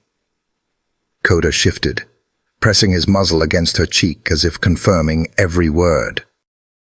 The great shepherd, scarred and weary, lowered his head into her lap, his amber eyes never leaving hers. It wasn't an accident. It was recognition. A firefighter, helmet tucked under his arm, muttered softly, "God Almighty." She's saying that dog pulled her out of that apartment fire. Another, older man, nodded slowly. "That's Argos. FDNY said he went missing during the East 83rd collapse. They thought he'd been buried in the stairwell." The murmurs rippled outward, the pieces falling into place. Evelyn felt her knees give beneath the weight of revelation. She gathered Maya tighter, tears spilling freely down her cheeks. "All this time," she whispered, "he wasn't just with you by chance. He was meant to find you. You belonged to each other from the start." Maya nodded, her face pressed into Coda's soot-stained coat. For months she had carried the memory in silence. The suffocating smoke, her father's desperate push, the shepherd's sudden appearance in her doorway. She remembered his teeth gripping the hem of her pajama sleeve, pulling her toward the window where her father had lifted her. She remembered turning back, screaming his name as the world collapsed in fire and thunder. Now, in the cold glow of another blaze, the circle closed. He had never abandoned her. He had been fighting his way back to her all along. Evelyn placed a trembling hand over both of them, the child and the dog. Her voice shook, but her words were steady. "You saved each other." For the first time, Maya's shoulders relaxed. The silence that had bound her since that night cracked open, spilling out into the frozen air. Tears streamed freely down her soot-darkened face, but her voice no longer trembled. "He came back," she said softly.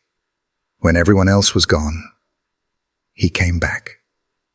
Around them, the crowd held its breath. Even the firefighters, men used to disaster and loss, felt their throats tighten at the sight of a child speaking her truth in the ashes. Coda thumped his tail weakly against the snow, his body pressed close, his presence as steady as the heartbeat she could feel beneath her hand. Evelyn kissed the crown of Maya's head, her silver hair mingling with the child's copper strands. She whispered against her ear, "And you came back for him tonight. You risked everything, just like he once did for you. You both carried each other through fire." Maya closed her eyes, exhaustion pulling at her small frame, but she didn't let go of Coda. For once, she didn't need to. Her voice, faint but clear, carried into the night like a prayer. "We belong." And in the circle of light cast by fire and floodlights, those who watched knew they were witnessing something rare, something that reached beyond survival. A girl who had lost everything, a dog who had been written off as dead, and the fire that had bound their fates together. Twice. It was not a coincidence. It was devotion written in smoke and stars. The fire at Evelyn's kennel had barely been extinguished when the first photos began to circulate. A firefighter's wife had snapped an image with her phone. Maya crouched in the snow, soot-streaked and trembling, her arms wrapped protectively around Coda's massive frame. His muzzle rested in her lap, his eyes weary but unbroken. Behind them, the training center still smoked, its roof half collapsed against the night sky. By morning, the image was everywhere. Local papers carried it on their front pages. The Westchester Gazette ran the headline, "Child Braves Flames to Save Hero Dog." Online blogs and neighborhood groups picked it up, and soon the story spilled beyond county lines. People were hungry for something other than tragedy, for proof that courage still lived in small hands and four paws. Reporters swarmed Evelyn's farm gate. Camera crews angled for a shot of the house, the barns, the kennel ruins that still steamed in the frost. Evelyn, wary of attention, at first tried to turn them away, but she couldn't deny what the publicity could mean. Coda's surgery still loomed, the cost higher than anything she could manage. The story might be his chance. Maya, still pale from smoke inhalation, stayed close to Coda. Her voice, newly rediscovered, was fragile. Evelyn guarded it fiercely, letting her speak only when she chose, never when pressed. But when a gentle reporter asked her what she had felt in that burning building, she laid a small hand on Coda's neck and answered simply, "He saved me first. I had to save him back." The words struck like lightning. Cameras clicked, pens scratched, and the story took flight. Within 24 hours, the fundraising page Evelyn and her neighbors had built months earlier surged past half its original goal. Donations poured in from strangers. $10 from a retired nurse in Florida, $50 from a family in Oregon who had lost their own shepherd years before. Even a handwritten letter with a $20 bill tucked inside from a widower in Maine. Messages piled up. For Maya and Coda, who reminded me of my own childhood dog. Heroes come in all sizes. Thank you for sharing this story. Dr. Patel called with urgency. Evelyn, with this momentum, we need to move quickly. Cornell has a surgical team ready. If we confirm now, they can take Coda within the week. Evelyn pressed the phone tighter against her ear, her free hand resting on Maya's shoulder. She looked at the child's thin frame, at the dog lying stretched across a blanket by the stove, his sides rising unevenly with each breath. She whispered, almost to herself, "We'll get him there. We'll make it happen." That night, the farmhouse became both sanctuary and beacon. The wood stove crackled against the chill, while the glow of Evelyn's old computer screen lit her face as she refreshed the donation page again and again. Maya sat cross-legged on the rug beside Coda, tracing the stitched stars of her blanket with her finger, whispering softly into his fur. "We're going to fix you," she told him, as if her voice could stitch bone and soothe tumors. By the third day, the campaign doubled its goal. The story had reached national outlets, USA Today, morning television shows, even a segment on a major network evening news. The anchor's words echoed across living rooms nationwide. A 6-year-old orphan and a lost rescue dog find each other in the shadows of New York. Their bond, forged in fire, has captured the nation's heart. Neighbors who once kept to themselves now stopped by Evelyn's gate, bringing casseroles, dog food, envelopes with cash. One man, a gruff mechanic with grease still on his hands, left a note. Lost my boy in a fire once. Couldn't save him. Make sure this dog makes it through. Evelyn held the note long after the man drove away, her eyes wet, her throat tight. Maya, shy under the attention, retreated often to the quiet of Coda's side. But each time the phone rang with news, another donation, another letter, another voice of encouragement, her eyes lit with a flicker of something new, hope. On the 5th morning, Dr. Patel arrived with a transport crate and detailed instructions. "We'll drive him to Cornell this afternoon," she explained, her tone brisk, but her eyes soft with understanding. "The surgeons are prepped. It's risky, but this is the best chance he'll ever have." Maya froze, her small hand gripping the edge of the crate. Her eyes darted to Evelyn, wide with fear. "They'll bring him back?" she whispered. Evelyn crouched down, her silver hair brushing her shoulders. She took Maya's hands, steady and firm. "They'll do everything they can, sweetheart, and he's strong. You've seen how strong he is." Coda, sensing the tension, pushed his nose into Maya's palm. His tail thumped once, slow but certain, a promise written without words. When the veterinary transport van arrived, neighbors gathered along the driveway. Some clapped, others bowed their heads in prayer as Coda, blanketed and calm, was carried inside with Maya walking beside him every step of the way. Reporters filmed, microphones hovered, but all Evelyn saw was the sight of the child and the dog, the girl who had once walked invisible streets, the shepherd who had once been presumed lost, now stepping into the light of a story too big to be ignored. As the van pulled away, Evelyn stood with one arm around Maya, the winter air biting their cheeks. "The whole world knows now," she said softly. "They're with us." Maya pressed her face into Evelyn's coat, her voice muffled but firm.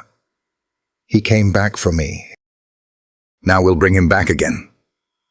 The words, like the donations, spread farther than either of them could see, out beyond Westchester, beyond New York, carried on wires and screens to hearts that had nearly forgotten what courage looked like. And in that quiet farmhouse, for the first time since the night of the fire, Maya allowed herself to believe that maybe, just maybe, the stars her mother had stitched into that blanket were still catching her dreams. The winter sky was pale when Evelyn's old truck pulled into the parking lot of Cornell University's Animal Hospital. Frost clung to the edges of the windshield, refusing to melt even with the heater blasting.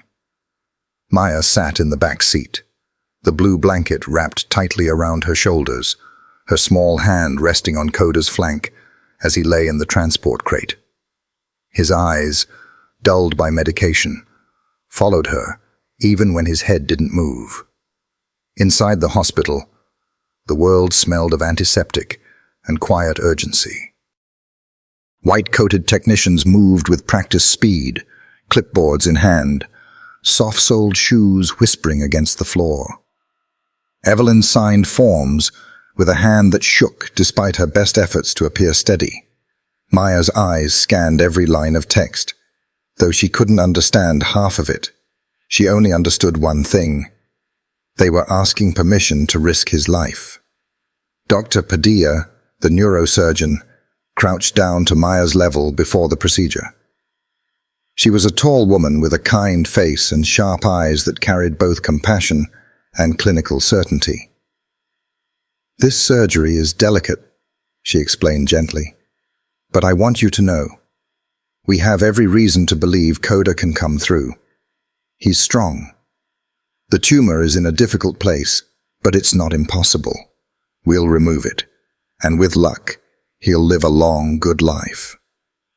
Maya's voice trembled, still thin from months of silence. "Bring him back," she whispered. Dr. Padilla nodded. "That's the plan."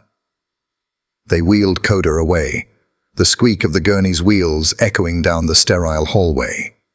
He lifted his head weakly, eyes locking on Maya. She pressed both hands to the glass of the swinging doors until he disappeared behind them. Then she dropped into the chair beside Evelyn, her face pale, lips pressed tight. The waiting began. The clock on the wall ticked too loudly, each second stretching like an eternity. Evelyn sat upright, her posture rigid, a prayer turning over silently in her mind with every breath.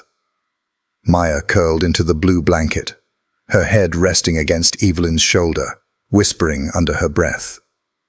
The words were broken, half-formed, but Evelyn caught pieces. "Please, don't take him. He's all I have." Hours dragged. Nurses passed through the waiting room, their faces unreadable, their shoes too quiet. Maya traced stars into the fog of the window beside her, the same pattern her mother had stitched into the blanket. She counted each one, over and over, as if they were prayers stitched into the night sky. Evelyn reached over once, covering Maya's hand with her own, the warmth of her touch, steady as a lifeline. At last, Dr. Padilla emerged, her surgical cap still tied under her chin, fatigue etched into her features. For a moment, Evelyn feared the worst. The doctor's face was unreadable, carefully composed. Maya's grip on Evelyn's sleeve tightened until her nails dug into the fabric. Then Dr. Padilla smiled, not wide, not careless, but real. "He made it," she said. "The tumor is out. Clean margins. No complications." The breath Evelyn had been holding for hours left her in a single rush. She pressed her hands to her face, her shoulders shaking with relief. Beside her, Maya let out a sound Evelyn had never heard from her before, a sob of joy, raw and trembling. She didn't care who heard.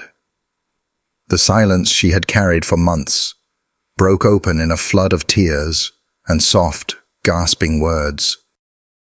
"Thank you," she whispered, again and again, until Dr. Padilla knelt in front of her and placed a gentle hand on her shoulder. "He's a fighter," the doctor said softly. "He'll need time and careful recovery, but he's already wagging his tail. You'll see him soon." They were allowed into the recovery ward later that night. The room was dim, the steady beep of monitors filling the silence. Coda lay on a padded bed, his head swathed in bandages, IV lines snaking into his foreleg. He looked fragile, smaller than the guardian Maya remembered. But when she approached, whispering his name, his ears twitched. His tail thumped once, slow but certain. Maya dropped to her knees, her hand sliding gently across his muzzle. "You came back," she whispered, her tears soaking into his fur. Coda's eyes fluttered open, warm amber meeting hers with a spark of recognition that carried all the weight of their bond. Evelyn stood behind them, her chest tight, watching the girl and the dog who had somehow survived everything the world had thrown at them. She bowed her head, whispering her own prayer of gratitude into the quiet. "Thank you for bringing him back. Thank you for giving her hope again." For the first time in months, Maya slept without nightmares, curled in a chair beside Coda's bed, her blanket draped across them both. Evelyn sat nearby, eyes heavy, but heart lighter than it had been in years. Outside, dawn broke over the hospital, painting the horizon with pale gold. A new day, fragile but full of promise, had begun. The courthouse smelled faintly of old paper and polish, its marble halls echoing with footsteps and hushed conversations. Evelyn walked with Maya close beside her, the child's small hand gripping the sleeve of her coat. Outside, supporters had gathered again, neighbors from Westchester, fellow trainers, families touched by Evelyn's work. They held signs with quiet slogans, "Keep Maya safe," and "Family belongs together." Their presence lent weight to the moment, though inside the courtroom, everything came down to evidence and truth. Maya carried her blue blanket folded neatly in her arms, as if it were armor. She glanced nervously at the stern portraits of judges lining the corridor, then at Evelyn, whose steady gaze was meant to reassure her. Inside the chamber, Judge Parker presided once more. Her gavel tapped softly against the wood, calling the room to order. "We are here today to revisit the custody case of minor Maya Morgan, now confirmed through DNA testing as the biological niece of Ms. Evelyn Hart Caldwell." At those words, Evelyn felt a weight lift, though the battle wasn't over yet. Across the aisle, Lowell Pierce, the CPS worker who had tried to return Maya to the Duff household, sat rigid, his jaw set. His supervisor beside him looked less convinced, her pen poised above her notepad. Evelyn's attorney rose first, presenting the DNA confirmation with solemn clarity. The report was unambiguous, a 99.9% probability that Evelyn was Maya's maternal aunt. "Your Honor, this establishes not only familial connection, but the obligation of kinship care, a principle enshrined in child welfare policy. Maya is not a stranger in Mr. Caldwell's care. She is family." Pierce countered, his voice tight. "Blood alone does not establish fitness.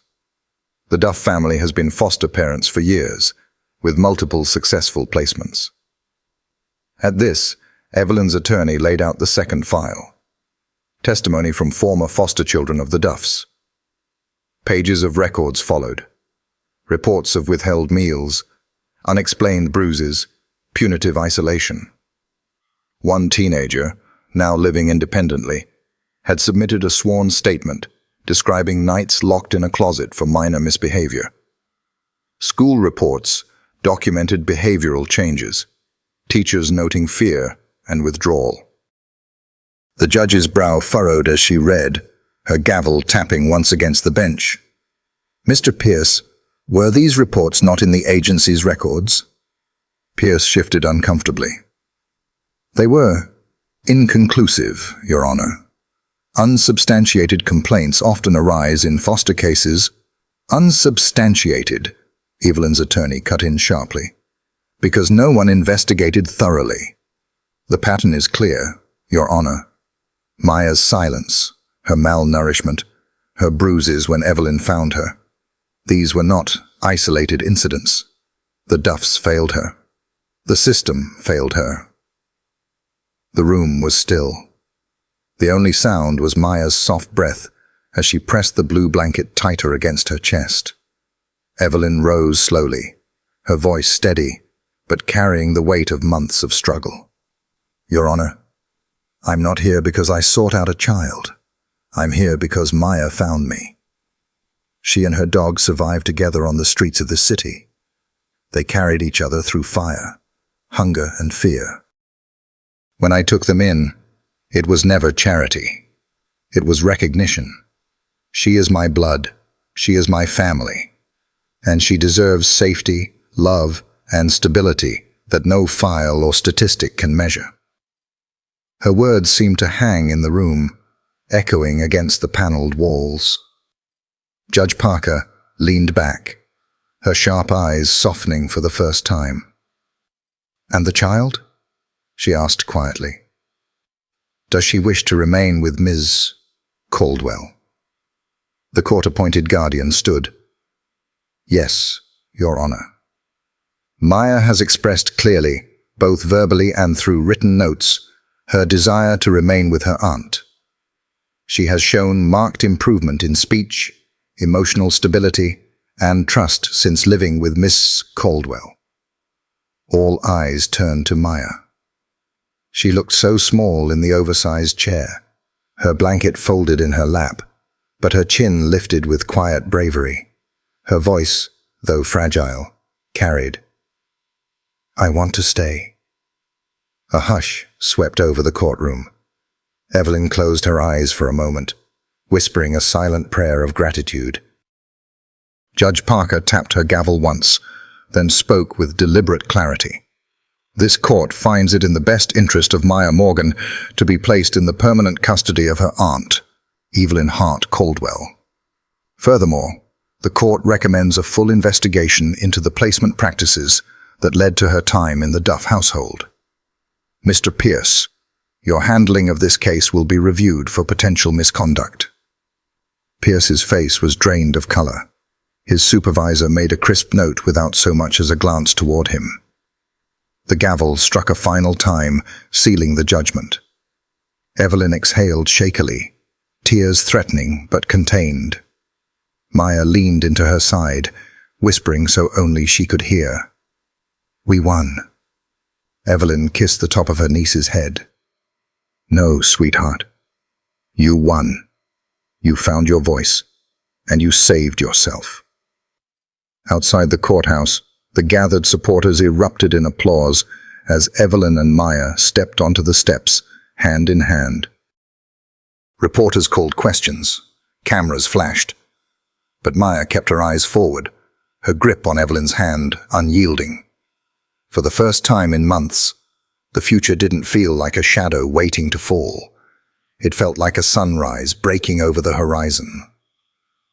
At that moment, Evelyn knew. The fight for Maya's safety was over. The fight for healing had just begun. The air smelled of cut grass and wildflowers, carrying the warmth of a spring morning that had come after too many winters of sorrow. Evelyn's farm, once scarred by fire, now stood renewed. Its training center rebuilt with wider halls, safer wiring, and windows that caught the sunlight like a promise. Children's voices floated across the yard, fragile yet full of possibility.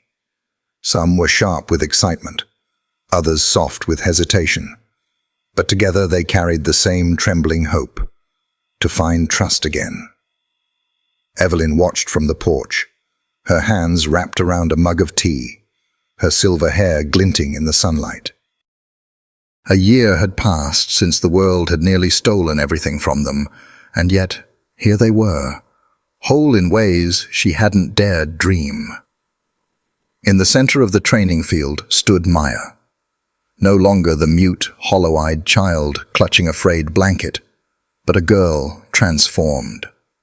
Her copper hair, once unkempt, glowed in the morning light, tied back with a ribbon Evelyn had given her on her birthday. She wore jeans, sneakers, and a pale blue sweatshirt with stitched stars, a design she had asked Evelyn's neighbor to help her make, so she could carry her mother's memory in something she could wear proudly. At her side was Coda, no longer skeletal, no longer staggering with pain, but strong. His coat shone deep sable and black, his stance proud, his amber eyes sharp with intelligence. The scar along his ribcage was visible only if you looked closely, a reminder of the battles he had survived. And yet, despite his discipline, he softened the moment Maya's hand brushed against his neck. They moved as if tethered by something invisible, something deeper than command. "All right, everyone," Maya said, her voice steady, carrying across the yard. It was still a marvel to Evelyn every time she heard it. "Let's start with the trust walk." She looked at the group of children, 7 of them this week, ranging in age from 5 to 12.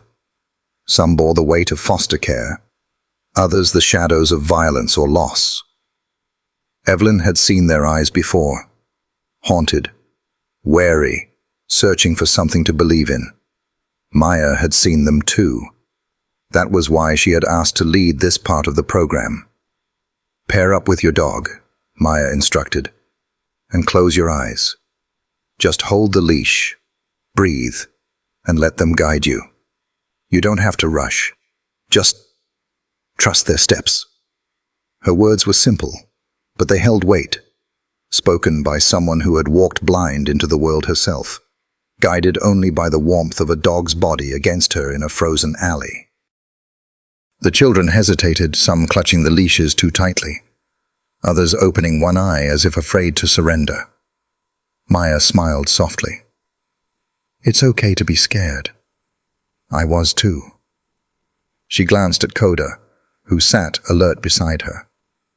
But sometimes, the only way forward is to let someone else help you find the path.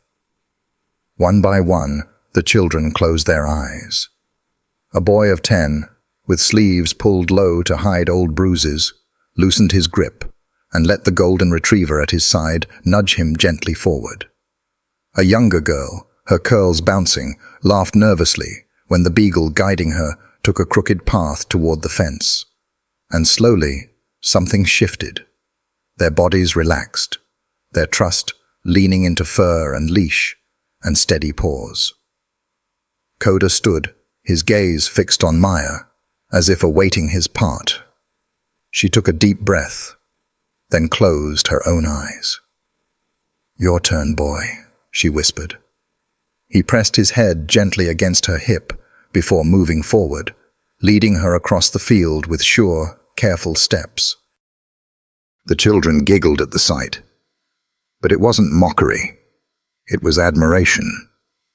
If Maya could do it, maybe they could too. When she opened her eyes, Evelyn caught the look on her niece's face, a mixture of pride and quiet wonder, as though she too marveled at how far she had come. See, Maya said softly to the group, they won't let you fall.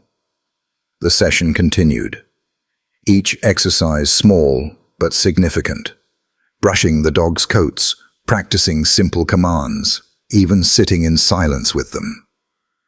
Evelyn saw the way the children's hands trembled less with each passing minute, how laughter began to ripple through the field like sunlight breaking through clouds. But it was Maya who shone brightest. No longer hiding behind silence, she knelt beside each child, offering encouragement in a voice that was both gentle and firm.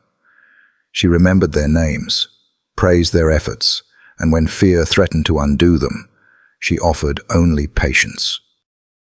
At one point, a boy burst into tears when his shepherd mix barked too loudly, the sound reminding him of fights at home. Maya didn't flinch. She crouched down, resting her hand lightly on the boy's shoulder. It's okay, she said softly. Sometimes noises scare me too. But look, he's not angry.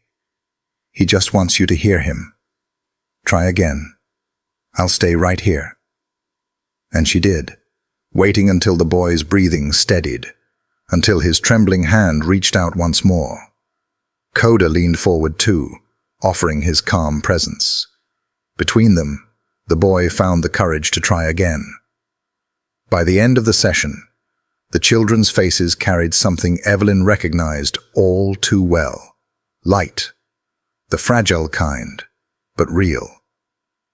Maya stood in the center of it all, her cheeks flushed, her hair messy from the spring wind, her hand resting on Coda's neck. She looked older than her years in that moment, not because of the scars of her past, but because of the strength she carried forward. Evelyn felt her throat tighten. A year ago, she had found a mute child in an alley with a dying dog. Today, she was watching her niece stand tall, speaking freely, guiding others who carried the same shadows she once bore. And beside her, the dog who had once been Argos, who had once been lost, now stood whole again, his purpose reborn not in fire or rescue, but in healing. From the porch, Evelyn whispered into the morning air, though no one but the wind could hear. You've both come so far. Evening settled gently over the farm, painting the sky in strokes of rose and lavender. Evelyn sat on the porch swing, her hands folded loosely in her lap, the wood creaking softly beneath her.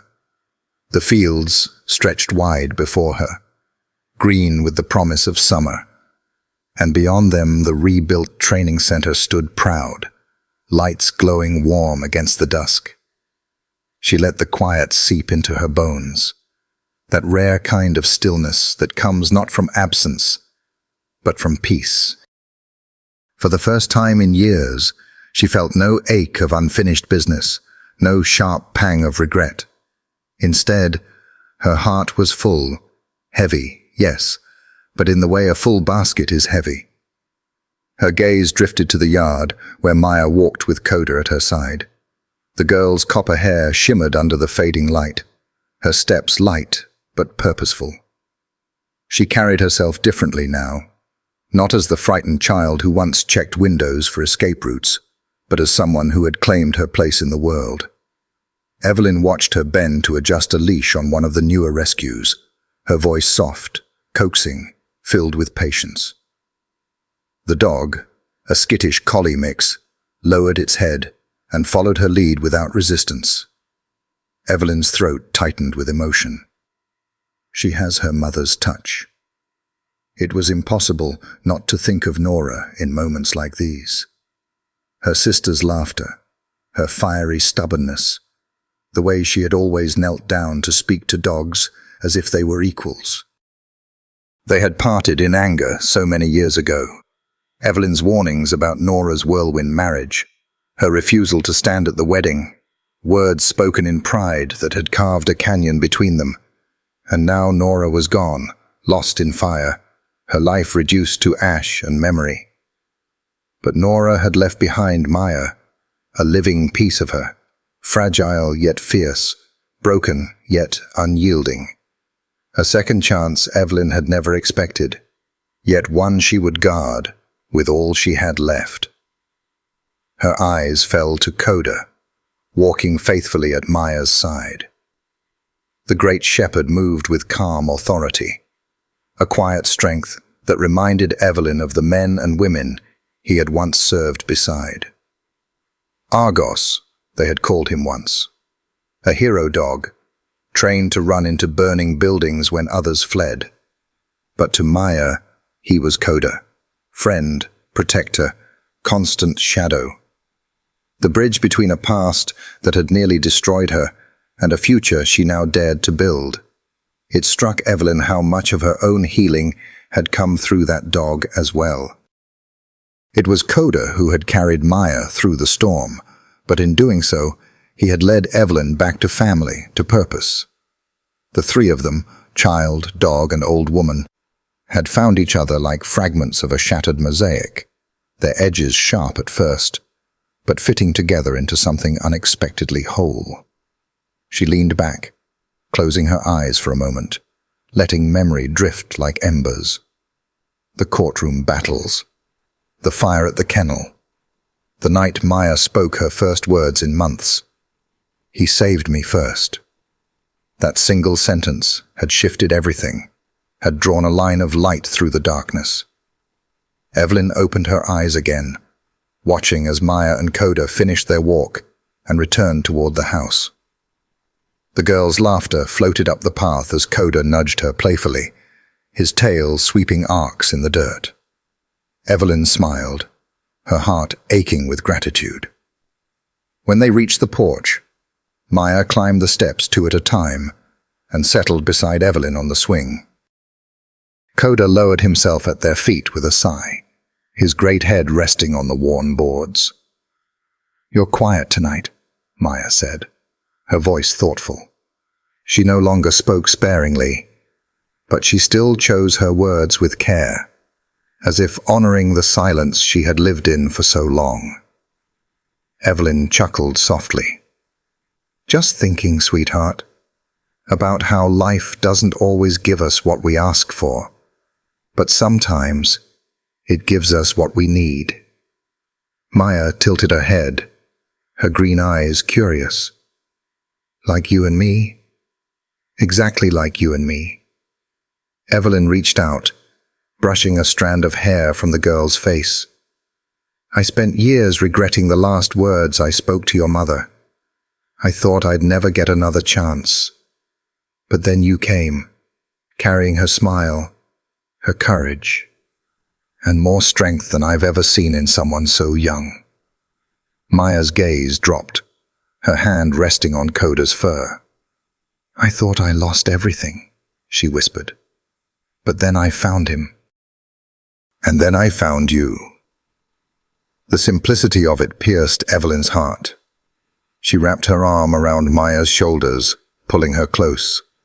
Together they sat in silence, the swing rocking gently, Coda's steady breathing filling the spaces between their words. Do you know what I think? Evelyn said after a while, her voice low, reflective. I think sometimes the universe puts broken things together on purpose.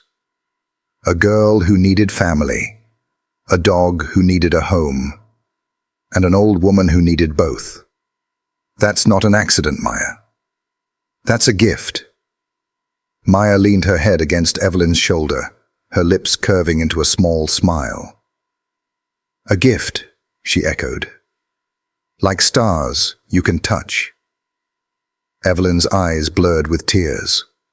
The blanket with stitched stars still lay folded at the end of Maya's bed, a relic of loss, but also of survival.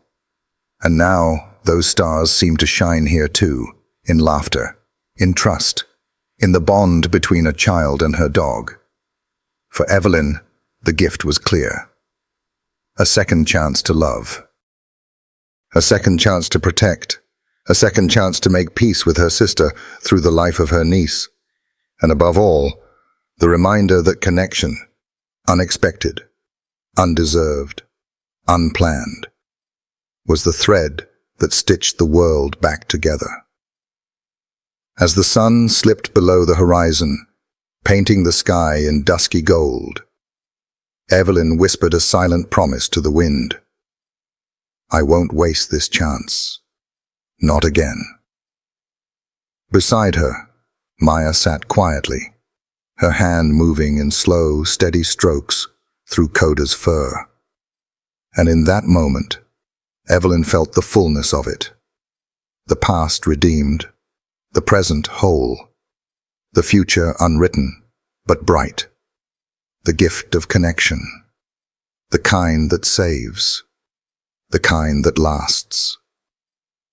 The farmhouse had gone still, the kind of stillness that only comes when the day has fully surrendered.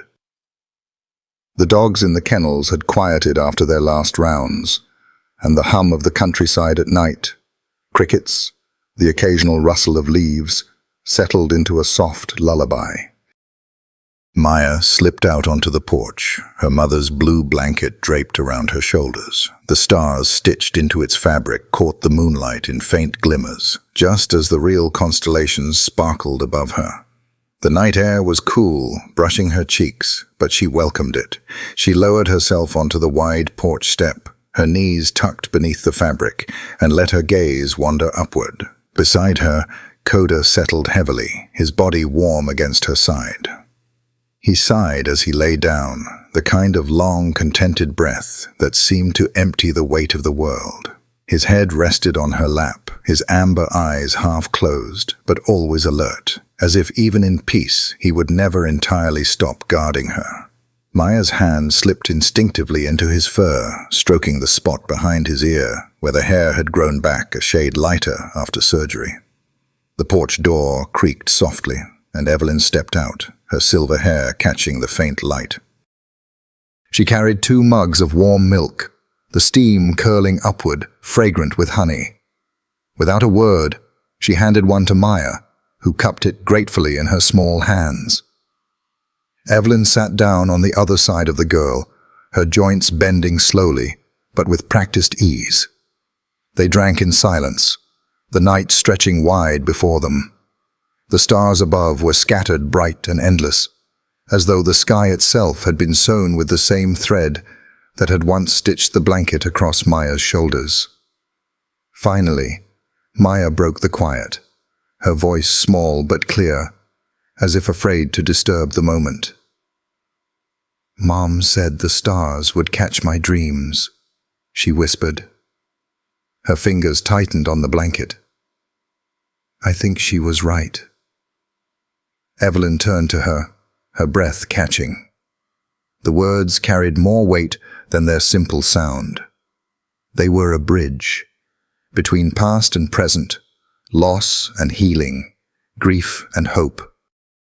She reached out and laid a hand gently on Maya's back, feeling the steady rhythm of the child's breath beneath the blanket. "She was a wise woman," Evelyn said softly, "and she gave you something no fire, no fear could take away. A piece of her love stitched into these stars. You carry her with you, Maya. Always." Maya leaned into Evelyn's touch, her eyes never leaving the sky. For so long, the stars had been something she stared at through cracks in buildings, from cold alleyways where she huddled alone. They had been unreachable lights, reminders of everything she had lost. But tonight, with Coda pressed against her and Evelyn at her side, they felt closer, like hands reaching down to hold her, just as her mother had promised. Coda shifted, pressing his head more firmly into her lap. His scarred body was a map of battles fought and survived, and yet, in his eyes, there was only gentleness. Maya smiled faintly, brushing her fingers across his muzzle. "I gave him my blanket that night," she said quietly, almost to herself. "It was all I had left. I thought maybe it could keep him alive. I didn't know it would keep me alive too." Evelyn's eyes glistened. She remembered the first time she had seen them. The thin child in the subway, the battered dog sitting tall beside her, the quiet desperation that wrapped around them both like a cloak. She had thought then that she was saving them. But as she listened now, she realized the truth. They had saved each other, long before she ever stepped into their story. "The smallest kindness," Evelyn murmured, her gaze lifting to the stars. "That's all it takes to change the world. A blanket, a song, a chance to trust again." Maya turned to her, eyes wide, catching the reflection of the sky above. "And you," she said softly, "you gave us a home." Evelyn's throat tightened. She had thought her days of second chances were long past, that her mistakes with her sister had closed that door forever. But sitting here, with her niece wrapped in the same blanket Nora once held, she understood that life was not done, surprising her. They sat together until the mugs grew empty and the night deepened. Shadows stretched long across the fields, but none of them felt heavy anymore. Coda's steady breathing filled the silence, a reminder of resilience, of survival, of the bond that had turned strangers into family. When Maya's eyes began to droop, Evelyn draped an arm around her shoulders and pulled her close. The girl resisted for only a moment, before resting her head against Evelyn's chest, the blanket cocooning them both. Coda adjusted, his body curling to encircle them, his tail brushing across Maya's ankle like a silent vow. Above them, the stars burned on, countless and eternal. And for the first time since the fire, Maya closed her eyes, not in fear, but in peace. She knew the stars would hold her dreams. She knew her mother's promise had been true. The smallest act of kindness, a blanket shared in a frozen alley, had saved two souls. And in saving each other, they had built something greater than survival. They had built a family.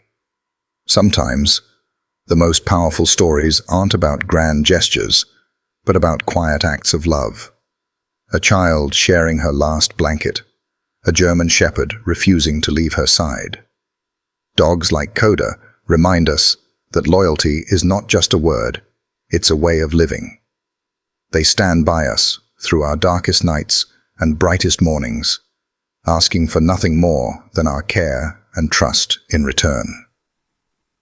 If you've ever felt that bond with a dog, you know it isn't something you can put into words.